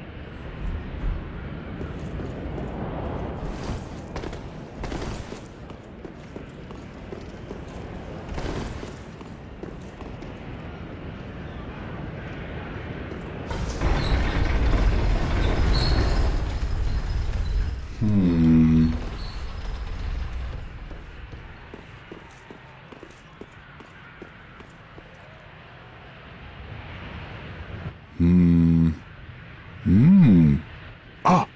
Oh! Don't disappear like that. You had me downright worried. But thanks to you, an epiphany has struck me square in the head. I've unraveled the riddle of this inscrutable lift.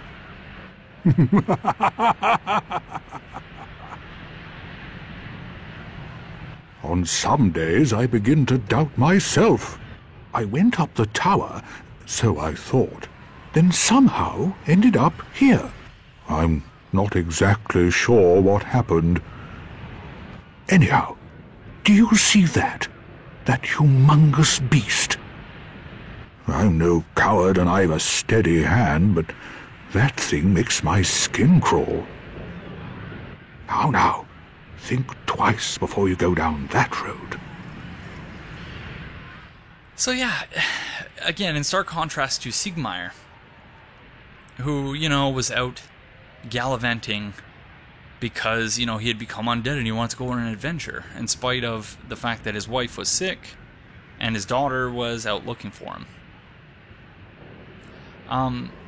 But yeah, in spite of all that, Siegmeyer is still out there adventuring and, doing manly things. But Siegvard, by contrast, is much more human, much more real. He just made himself vulnerable to us. He pointed out that on some days he doubts even him, he doubts himself. And that's something that, unless you have literally or virtually no self-awareness, everyone does that. Everyone doubts themselves.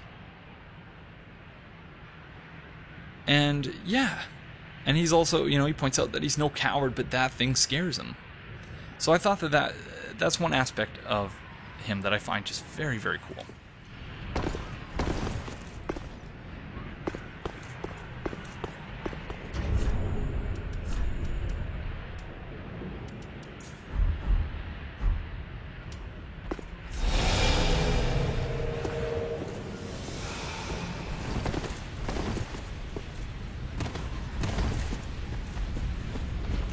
No! You should have waited! Well, it's too late now. I, Siegward of the Knights of Catarina, fight by your side! Ah!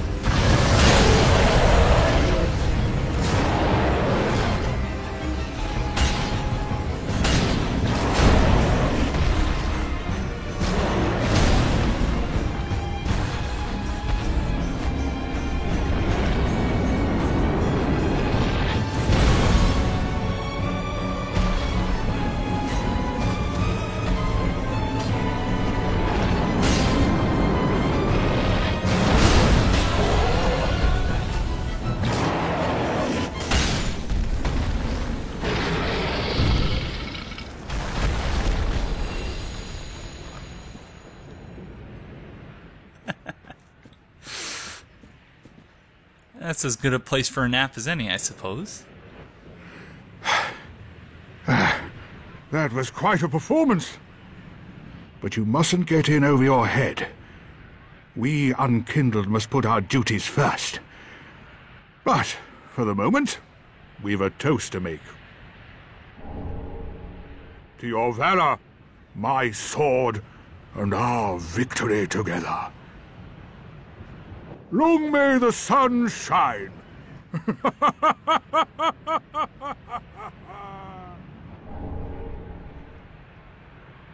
Well, I'm going to have myself a little nap. The only thing to do, really, after a nice toast.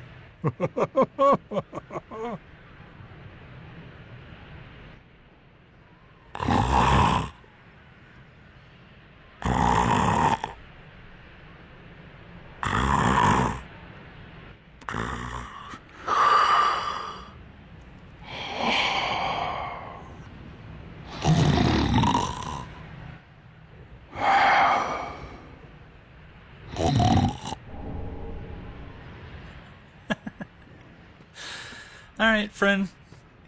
Sleep well, and sweet dreams. And talk to you later. So my recording's at 2 hours and 12 minutes, and I wanted to go through this place with a much finer tooth comb than we will have time to go through, but... And again, I know I'm missing a few items, so what I think we'll do is we'll quickly finish this part of the Undead Settlement, which is on fire for some reason.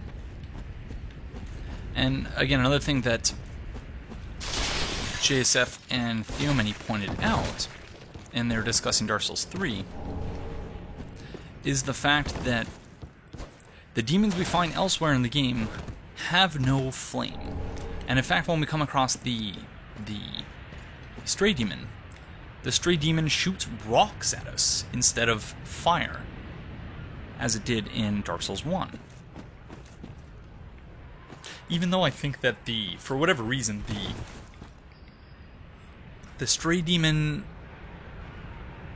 in the Northern Undead Asylum, I'm reasonably certain that instead of fire damage, that was actually magic damage.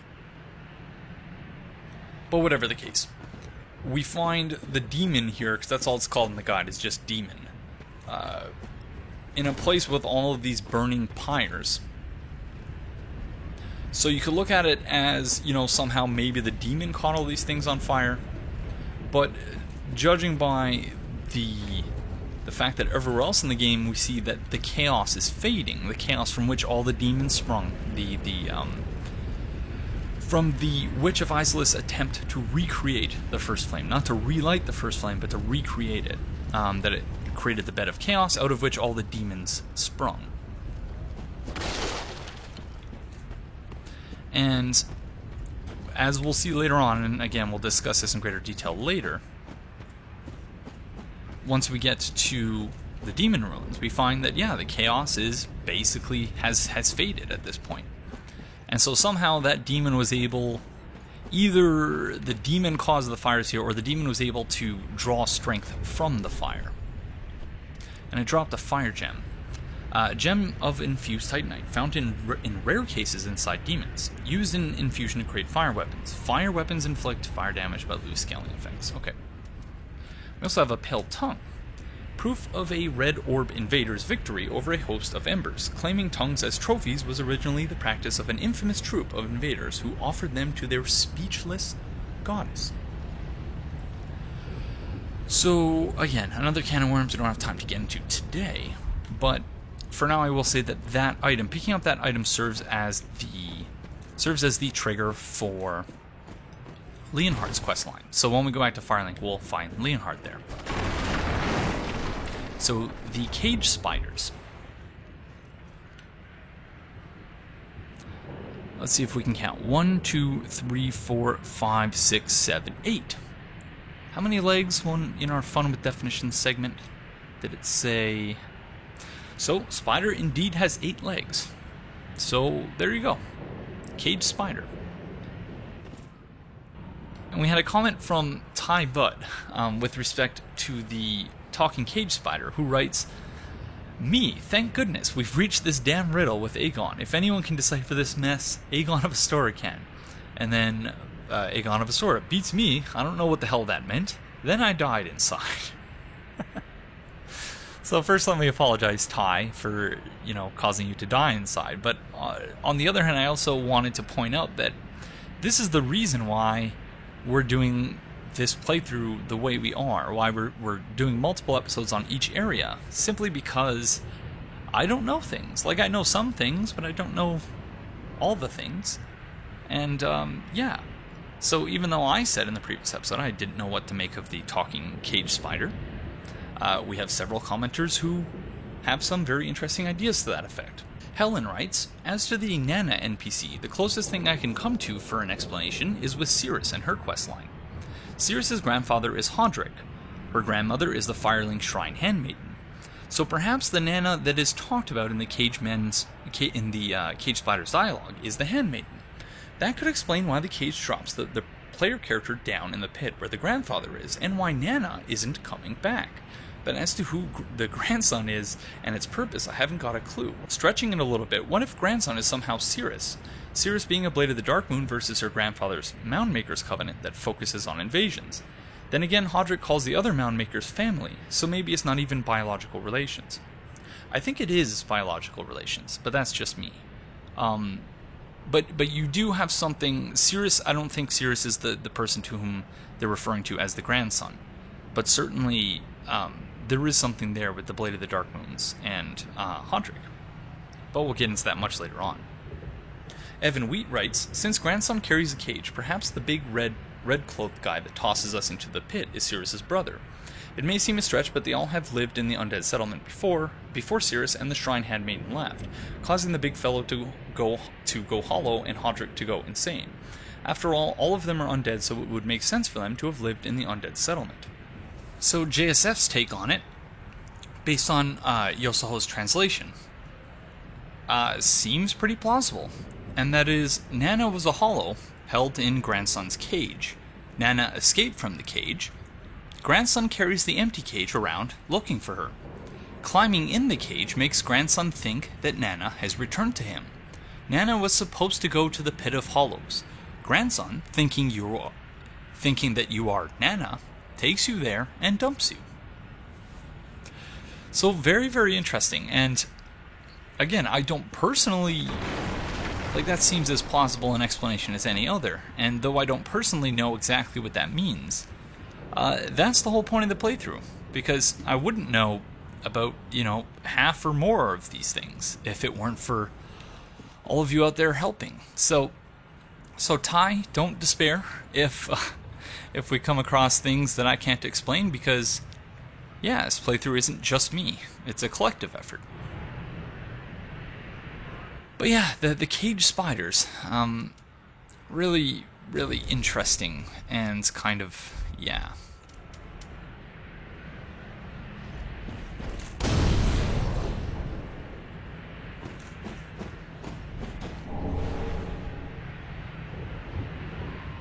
Okay, for some reason I always think that one, but I'm thinking of the ones upstairs, the ones near the chest.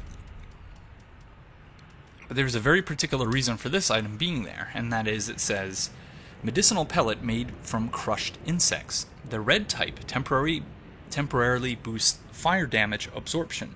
Prepared in the Cathedral of the Deep by evangelists who dole them out to followers to ease their suffering when they burn. So yeah. On the one hand, it's nice that seemingly the evangelists are trying to ease the pain. I think we miss an item, actually. They're trying to ease the pain of the people who they're burning. But on the other hand, they're still burning people. So, seemingly in an attempt to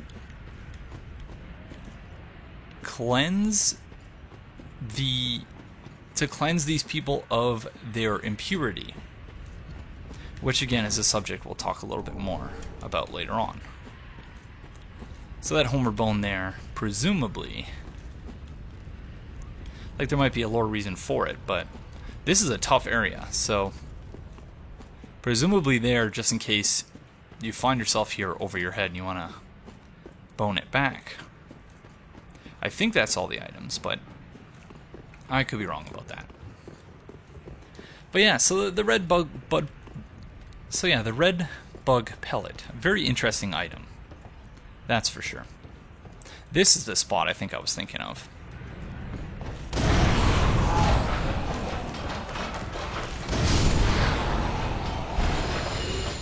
Because they do seem to be weaker to fire, which would make sense.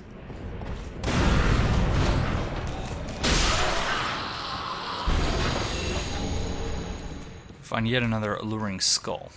Which, anytime I find alluring skulls, I think to myself, oh, that's... On the one hand, it could be FromSoft trolling, but on the other hand, again, the alluring skull points us in the direction of the...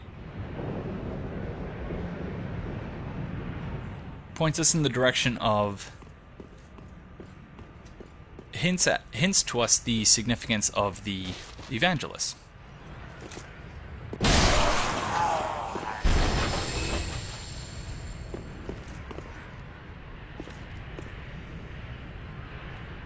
And here, just more horrific things. Like we have these shackles.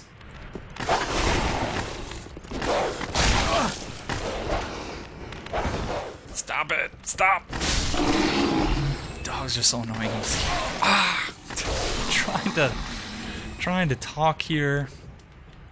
trying to point out the shackles from which... I don't know if shackles is even the right word. From which people were presumably hung by their wrists. Which, if we look directly under it, do we find any corpses? It's hard to say.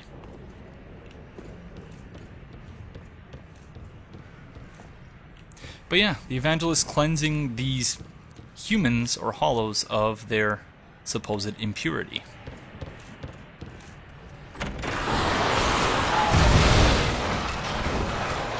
And that's another set piece, I think, specifically designed to hammer that point home. Especially given the item in the chest is...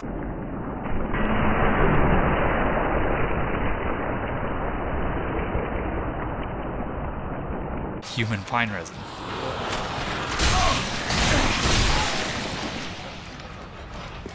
So the things that they're flinging at us, dung pies, fecal matter, poop.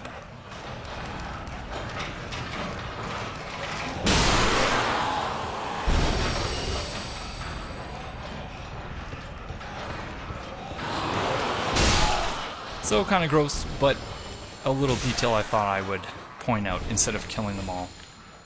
Oh, and it actually had 5 fading souls. That one. Which is interesting, seeing as it has 8 legs.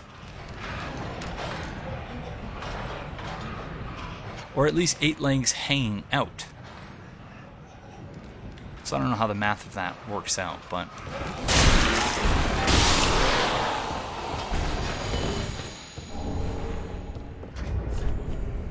So, human pine resin. I think we read the description of this when we were back at Firelink, so... yeah. That it's charcoal pine resin, but... because of the interaction with human bodily fluids... and the darkness within humanity, they turn to dark pine resin. So these two evangelists do not mess around. And if you just try to run by them, unless you're blocking and rolling... their weapons can go right through the wall and take you out.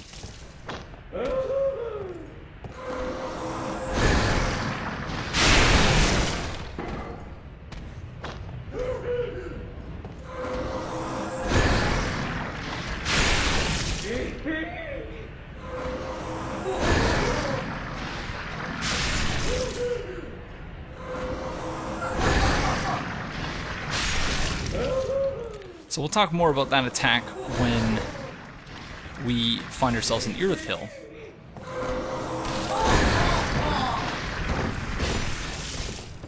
Oh, cleanse the bastard's curse. No, aggro them both.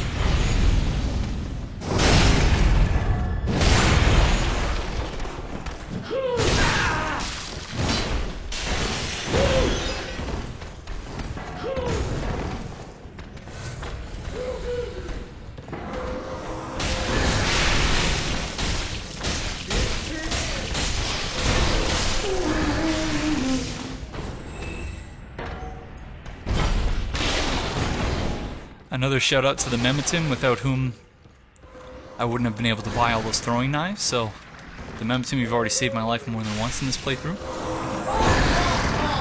But yeah, we will talk more about that attack when we get to Irithyll, and we come into contact with the evangelist who seems to be known as Doris? Doris, I want to say?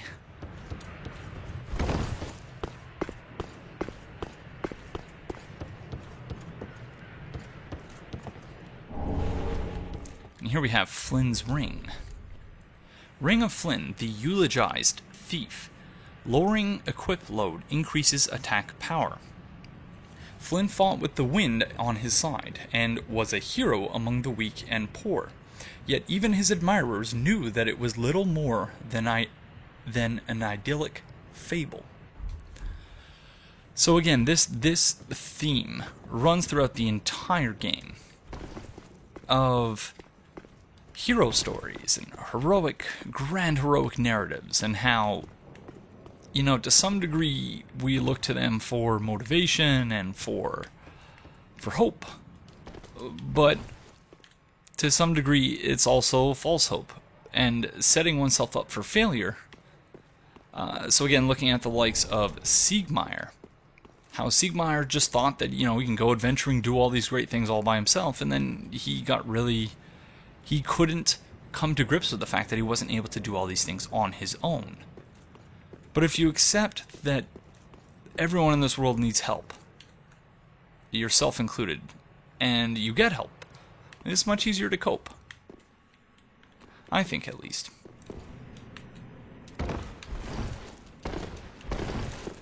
Speaking of being able to cope with help, something that I've argued in the past is that the primary difference between Lucatiel and her brother Azlatiel, the reason why Lucatiel was able to stave off hollowing, the ending to her quest line is ambiguous, but I like to believe that she just she fulfilled a purpose and she went and did her thing. But the difference there is that whereas Azlatiel, you know, you don't really find his summon sign anywhere, he doesn't help you, the only time you ever see him is when he's invading. Azlatiel and Lucatiel are different in that Lucatiel was not only willing to accept help, but was also willing to offer it to others. And I think that because of that, because of all the things that she learns from the Chosen Undead in, or the Bearer of the Curse, whatever it was in Dark Souls 2, too many labels, that she learned all these things through being summoned by the Chosen Undead, and then was able to put that to use in taking out her brother, in accordance with the promise that she made to him a long time ago. Mira Vest, garb worn by Mira knights sent on journeys. This hard leather vest is bestowed only upon proven knights. Knights travel afar to fulfill their sacred duties, but few are ever able to deliver on their vows. So again, this whole idea, idyllic, that's a word I should definitely have looked up, but I didn't anticipate.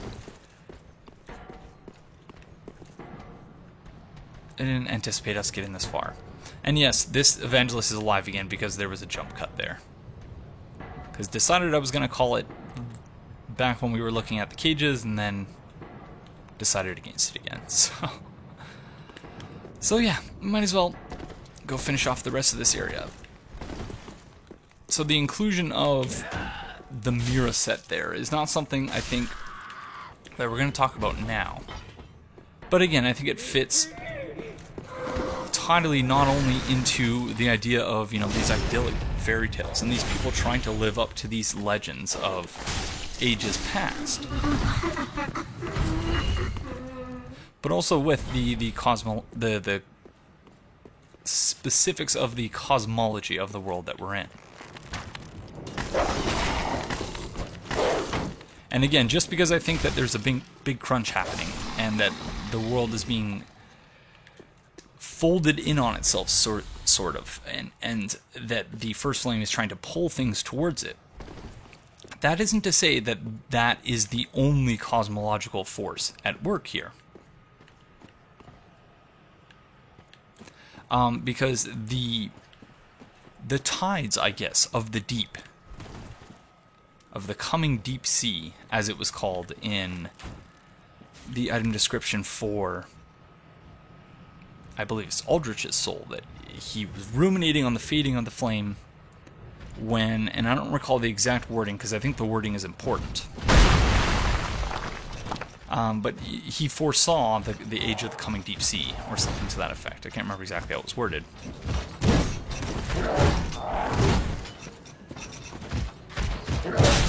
And so he decided that rather than linking the flame, he would just roll with whatever was about to happen. Or that, you know, perhaps he would try to harness the power of the deep. Which, again, if you look at the boss fight for the Deacons of the Deep, if these mere Deacons can harness the power of the deep in the way that they did, then Aldrich seems to have, to some degree, been successful in that.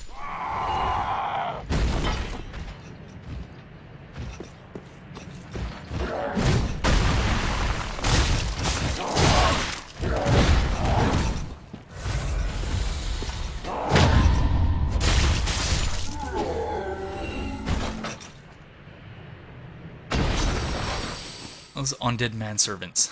Not pleasant. Not the most pleasant enemies in the game. And again, another alluring skull around the corner here. Leading you right into a trap. But also the second spot in this area where we find 2 dogs presiding over an alluring skull, or alluring skulls. So I don't know what to think about that. Other than, mechanically, the dogs would be attracted to alluring skulls, so it's no surprise that we find them there. Okay, I want to make sure that we have done everything. And I know that we haven't, so I might do a couple of jump cuts here to ensure that we will have gotten everything. Okay, I think that pretty much the only thing left are those items there. Oh, and a few things here too. Okay. So let's just take care of this whole spot here.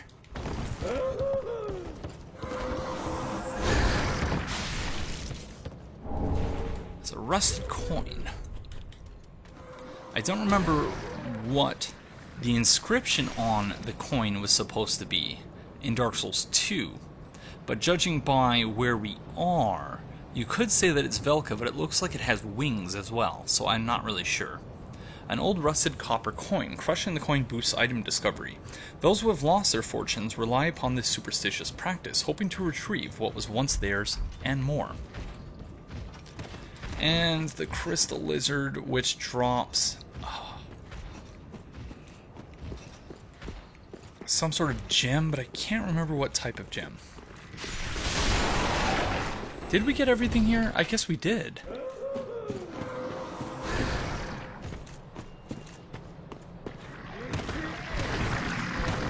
Except perhaps dealing with that evangelist up there.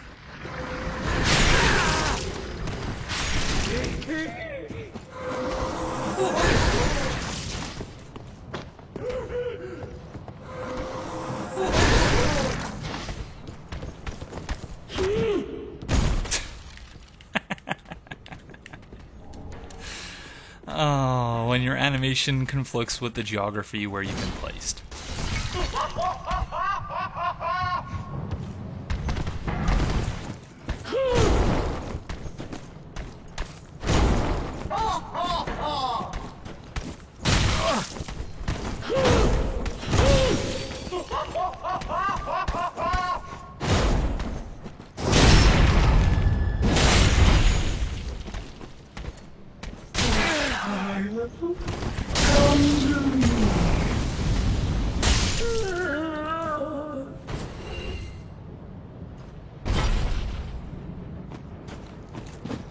Okay. I think that's everything, or close to it.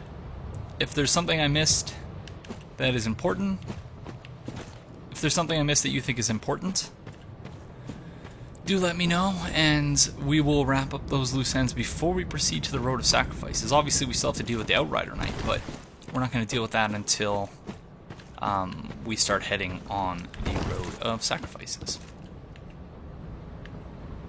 I'm not gonna bother with the crystal lizard because I'm pretty sure it has a gem of some sort that I don't really need. So, yeah, back to Firelink.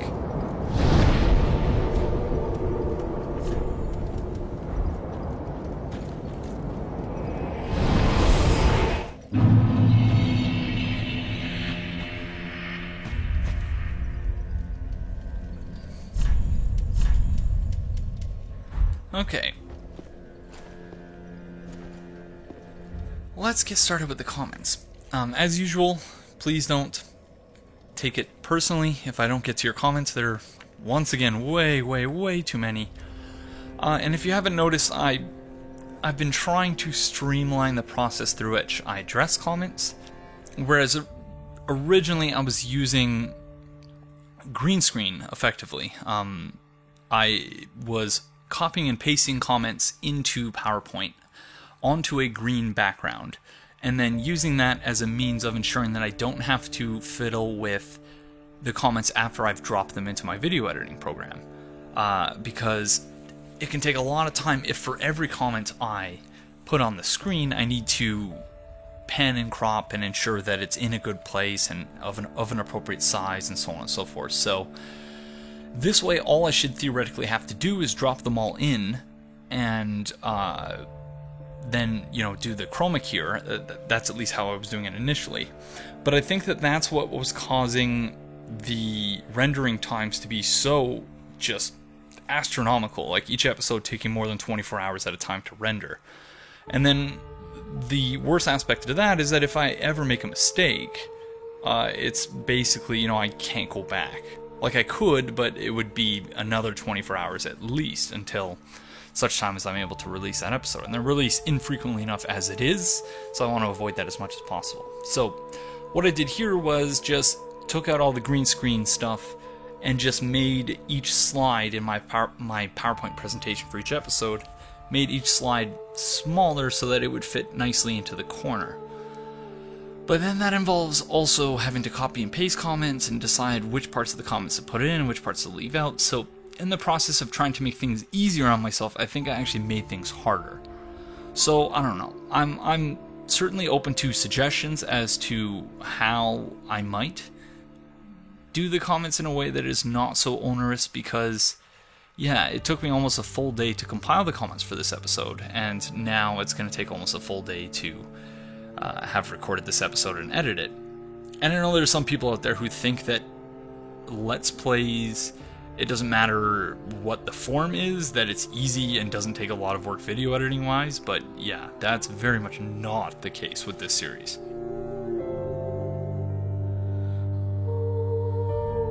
So returning to Nicole's comment from earlier in the episode, she also raised the issue of the basins, writing, maybe these basins are meant to be simply designed after the Lord Vessels. After all, much of the game talks about glorifying a history that is skewed from the original story. Could simply be an iconic image for the residents of that world, outside of the fact that they were possibly going to be a bonfire mechanic. On the use of the word bastard in the Cathedral Evangelist dialogue, I wonder if that term is used in-game as a sort of a Gwyn reference, as he was the big shiny sun dad of Dark Souls 1. And since he's long gone, it makes undead and ashen like bastards in that sense. A fatherless bastard can't even die right, not fit to be anything but cold ash. JSF writes, the bastard thing stems from me looking into Bloodborne's Japanese script and seeing the word otoshigo used a lot to refer to creatures. It translates literally as bastard in the sense of illegitimate offspring, but it has a connotation similar to a creature that was unwanted and abandoned. So when the evangelist is saying cleanse the bastard's curse, it could be the same word and she's referring to humanity itself as unwanted and abandoned. However, she could be using another word entirely that also translates to bastard, which Kassadov suggests could be kisama, in which case the connotation is closer to the way English speakers use bastard as a pejorative insult. As the line has no subtitles, I don't know how we'll be able to figure out what the Japanese version was. And that's the tricky thing about enemy dialogue, and it was similar in Bloodborne, how, many of the enemies had things they said, but because it was coded as sound effects and not voice, you couldn't mute the ambient noise and hear what they were saying.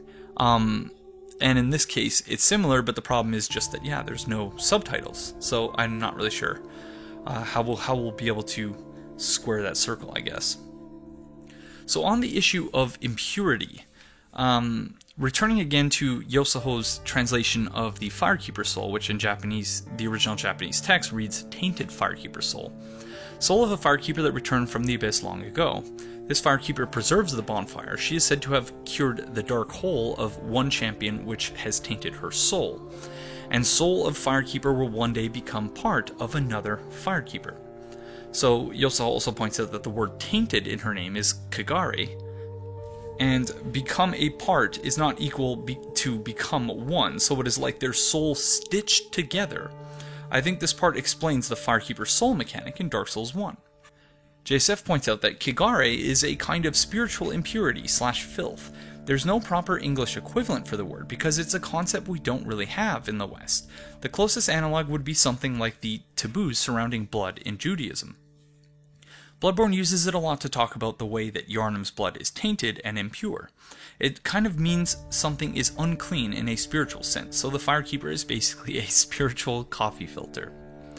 So again, returning to the ambiguity and the problem with conceiving of translation as being something akin to converting units of measurement between imperial and metric. It's not that simple. It is nowhere even near that simple. So we need to keep this ambiguity in mind whenever we discuss translations, as well as the extent to which language has culture embedded in it, and vice versa.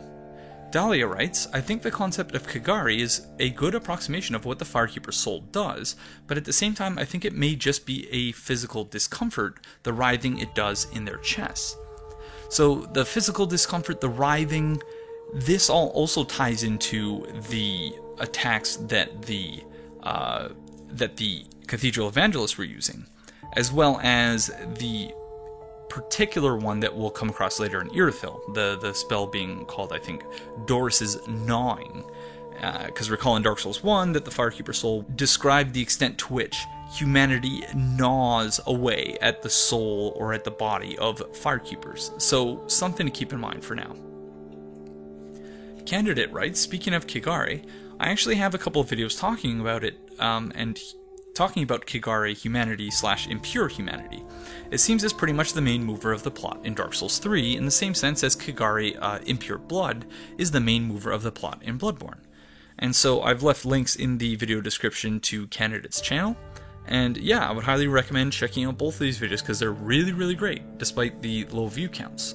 So please do check those out if you're interested. Willem of Latria writes, just because an enemy has red eyes doesn't mean it was influenced by the dark / abyss. While the fact that they are hollow / undead shows that they have drawn at least some power from the abyss, the red eyes seem to mean that they are in a sort of frenzy, not like the status from Bloodborne, but like the frenzied red eye enemies that just fed on blood or possibly souls, which may explain why the enemies do more damage and have more HP. Champion Gundr goes into a state like this when he realizes you are a serious threat, when you take a large portion of his HP away.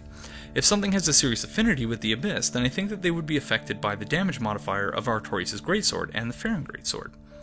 So that would be something very interesting to test out, for sure. And yeah, it's I think helpful to draw this distinction between that the red eyes could mean that they're under the influence of the dark or the abyss, but it doesn't necessarily mean that. That it more likely refers to that impurity that we were just talking about, as opposed to, which is part of, I think, the dark and the abyss, but not exclusively so. So impurity so the red eyes points generally to impurity, but it can also point specifically to the influence of the dark and the abyss. Deso Penguin writes, you've compared the undead settlement both to a prison and to a Native American reservation. I would suggest a third similar analogy, a leper colony. And so we'll get to the rest of Deso Penguin's comment in a moment, but I first wanted to expand on where Deso Penguin says a similar analogy, and that of a leper colony. This brought to mind for me another book by Michel Foucault, this one called Madness and Civilization, A History of Insanity in the Age of Reason. And this is quoting myself from a reflection I wrote on this book and several others a few months ago, which reads, Michel Foucault begins his Madness and Civilization not with madness or civilization, but with leprosy. As the Middle Ages drew to a close, Foucault writes, leprosy disappeared from the Western world. But while leprosy may have vanished, Foucault argues that traces of its existence endured. What remained, according to Foucault, were the values and images attached to the figure of the leper, as well as the meaning of his exclusion, and the social importance of that insistent and fearful figure. Foucault goes on to explain in this way, quote, leprosy disappeared, the leper vanished, or almost, from memory. The structures built to manage it remained. Often in these same places, the formulas of exclusion would be repeated, strangely similar, 2 or 3 centuries later. Poor vagabonds, criminals, and deranged minds would take the part played by the leper. And we shall see what salvation was expected from this exclusion, for them and for those who excluded them as well. with an altogether new meaning and in a very different culture, the forms would remain essentially that major form of a rigorous division, which is social exclusion, but spiritual reintegration. So again, I'm bringing this up because, not only because it might help us think about the place of the undead settlement in the context of Dark Souls 3, but also to point out that these patterns of exclusion repeat themselves, or cyclical in a way, in that the exact same structures that were once used to manage the likes of leprosy were basically reused centuries later to deal with vagabonds, criminals, basically anyone deemed to be socially undesirable. So whether we're talking about the confinement of indigenous people to reserve lands, or whether we're talking about mentally ill and people who were placed in asylums, the same pattern of exclusion is essentially at work in all of these different forms. And it seems to me that when Foucault speaks of social exclusion but spiritual reintegration, that not only is he describing the real world, he's also describing the undead settlement. Not purposely, of course, but that, to me, basically describes the double purpose, the dual purpose of the undead settlement, and explains the presence of the Cathedral Evangelist quite well. But returning to Desolate Penguin's comment, if we believe that this settlement was where undead were forcibly removed to and made to form a community of their own, then the similarity to an in-real-life area where an afflicted population was consigned not due to specific acts or their racial group, but some condition that they exhibited as an individual seems appropriate. Other than the settlement being centered around a curse with its inherent sense of spiritual wrongness rather than a disease, the parallel is strong for me, right down to the way in which leper colonies would be visited by non-afflicted outsiders of organized religion who would take upon themselves the responsibility of caring for those consigned there. Of course, the nature of caring provided by the Evangelists of Aldrich's Cathedral is significantly different, but then again so is the nature of the affliction. Judging from the dialogue and descriptions, there's more going on with the Evangelist theology than just gather blobby snacks for our master. And when you consider the inherent nature of a curse as opposed to a disease, then atonement and spiritual cleansing would be something that would be inflicted upon the undead. I'm not sure that I agree with your time metaphor, but to the extent that it's true, I think you have it backwards. And yes, you're absolutely right about that, because as I was editing the video, I realized when I was editing it together that the way I was phrasing it, yes, was indeed backwards. So thank you for pointing that out. Candidate writes, it definitely seems like From has been inspired by the Big Crunch and heat death of the universe. I don't see a lot of evidence as to causality being reversed for us or walking backwards through time, though. Just how much Aldrich, Irithyll, and Castle Lothric interact with one another makes that seem a little bizarre. So again, in some cases, yes, I was making silly errors by kind of inverting my own inversion, I guess, of that way of looking at time and space in the game. But I was mostly just thinking out loud as opposed to saying, this is how it is, and, there's no, I won't waver on that. The causality being inverted thing in particular, I wasn't suggesting that was what was happening in Dark Souls 3, but rather just to point to the inherent uncertainty that exists when we talk about cosmology in our world, but also about how the possibilities, because of that uncertainty in the real world, and because of how FromSoft seems to have drawn inspiration from these cosmologies, because I don't think it's even just those cosmologies, because as I mentioned, I think that you could look at the Deep and the First Flame as being sort of opposing cosmological movers, I guess, in that the Deep seems to be carrying the landscape away from the First Flame, while the First Flame is attempting to pull everything towards it. And when we talk about the Deep, the item description for the human dregs also suggests to me that we are looking at an Aristotelian cosmology as well, because it mentions the item description for the human dregs mentions how these dregs sink to the bottom, and that is basically how I think it was how Earth was described in Aristotelian cosmology, where the classical elements. And there are Eastern equivalents to that too, which is why I'm not getting into it here, just because there's a lot of stuff that needs to be talked about. But again, these games are a mashing up of all of these different unique and interesting cultural references and, references to different cosmologies and things like that. So when I raise one of them in particular, I'm not saying that this is all that is happening, but just that, this is what I think is one of the pieces of the puzzle, but also that this is one of the things that we can use to think about the world and how these things fit together, and not necessarily, that this is how it is. But yeah, in the previous episode, I did a lot of thinking out loud, and said a lot of things that didn't exactly make sense. So I appreciate those of you who pointed out such instances. So thank you. And just before we move on from this, Neo Loki summed it up rather well in the comment section. I think it was a reply to someone else where he said, "There is no one-to-one correlation between our universe and the Dark Souls cosmology, but we can find clues to what might be happening by observing similarities."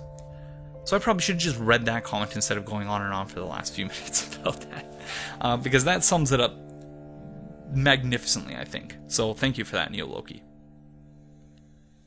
So in the previous episode, when we picked up the Young White Branch, I pondered over the meaning of capricious in the item description, and I suggested that it might not be the right word for what they were trying to express, simply because, capricious, if we turn to some more fun with definitions, we find that capricious basically means given to sudden and unaccountable changes of mood or behavior. But Yosaho kindly provided another translation for us here, which reads, "Maiden of Dusk's first sorcerer's staff eventually became a seedling. Even now the young branch of 3 white tree still contain her playful mischief." So pointing out that Dusk is a title much like Firekeeper, not a name of a person. And the more accurate word for capriciousness in Young White Branch is prank. So imagine Little Dusk playing a prank or a trick on Elizabeth. And so that is to say that when it was referring in the English item description to capriciousness, what it actually meant was, like playful mischief. That she was pulling a prank by using the Young White Branch to transform herself into a chameleon type shape. That's a very curious word choice to use capricious instead of something like playful mischief or prank. So thank you kindly for that, Yosaho.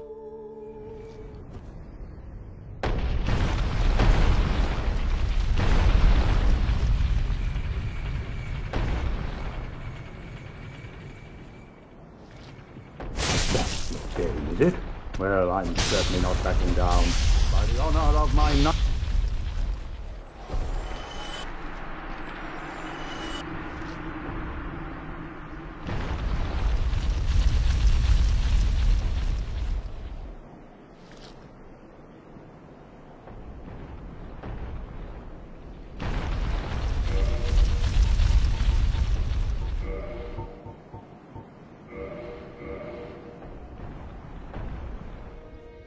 But yeah, I'm exhausted, so that's going to do it for me.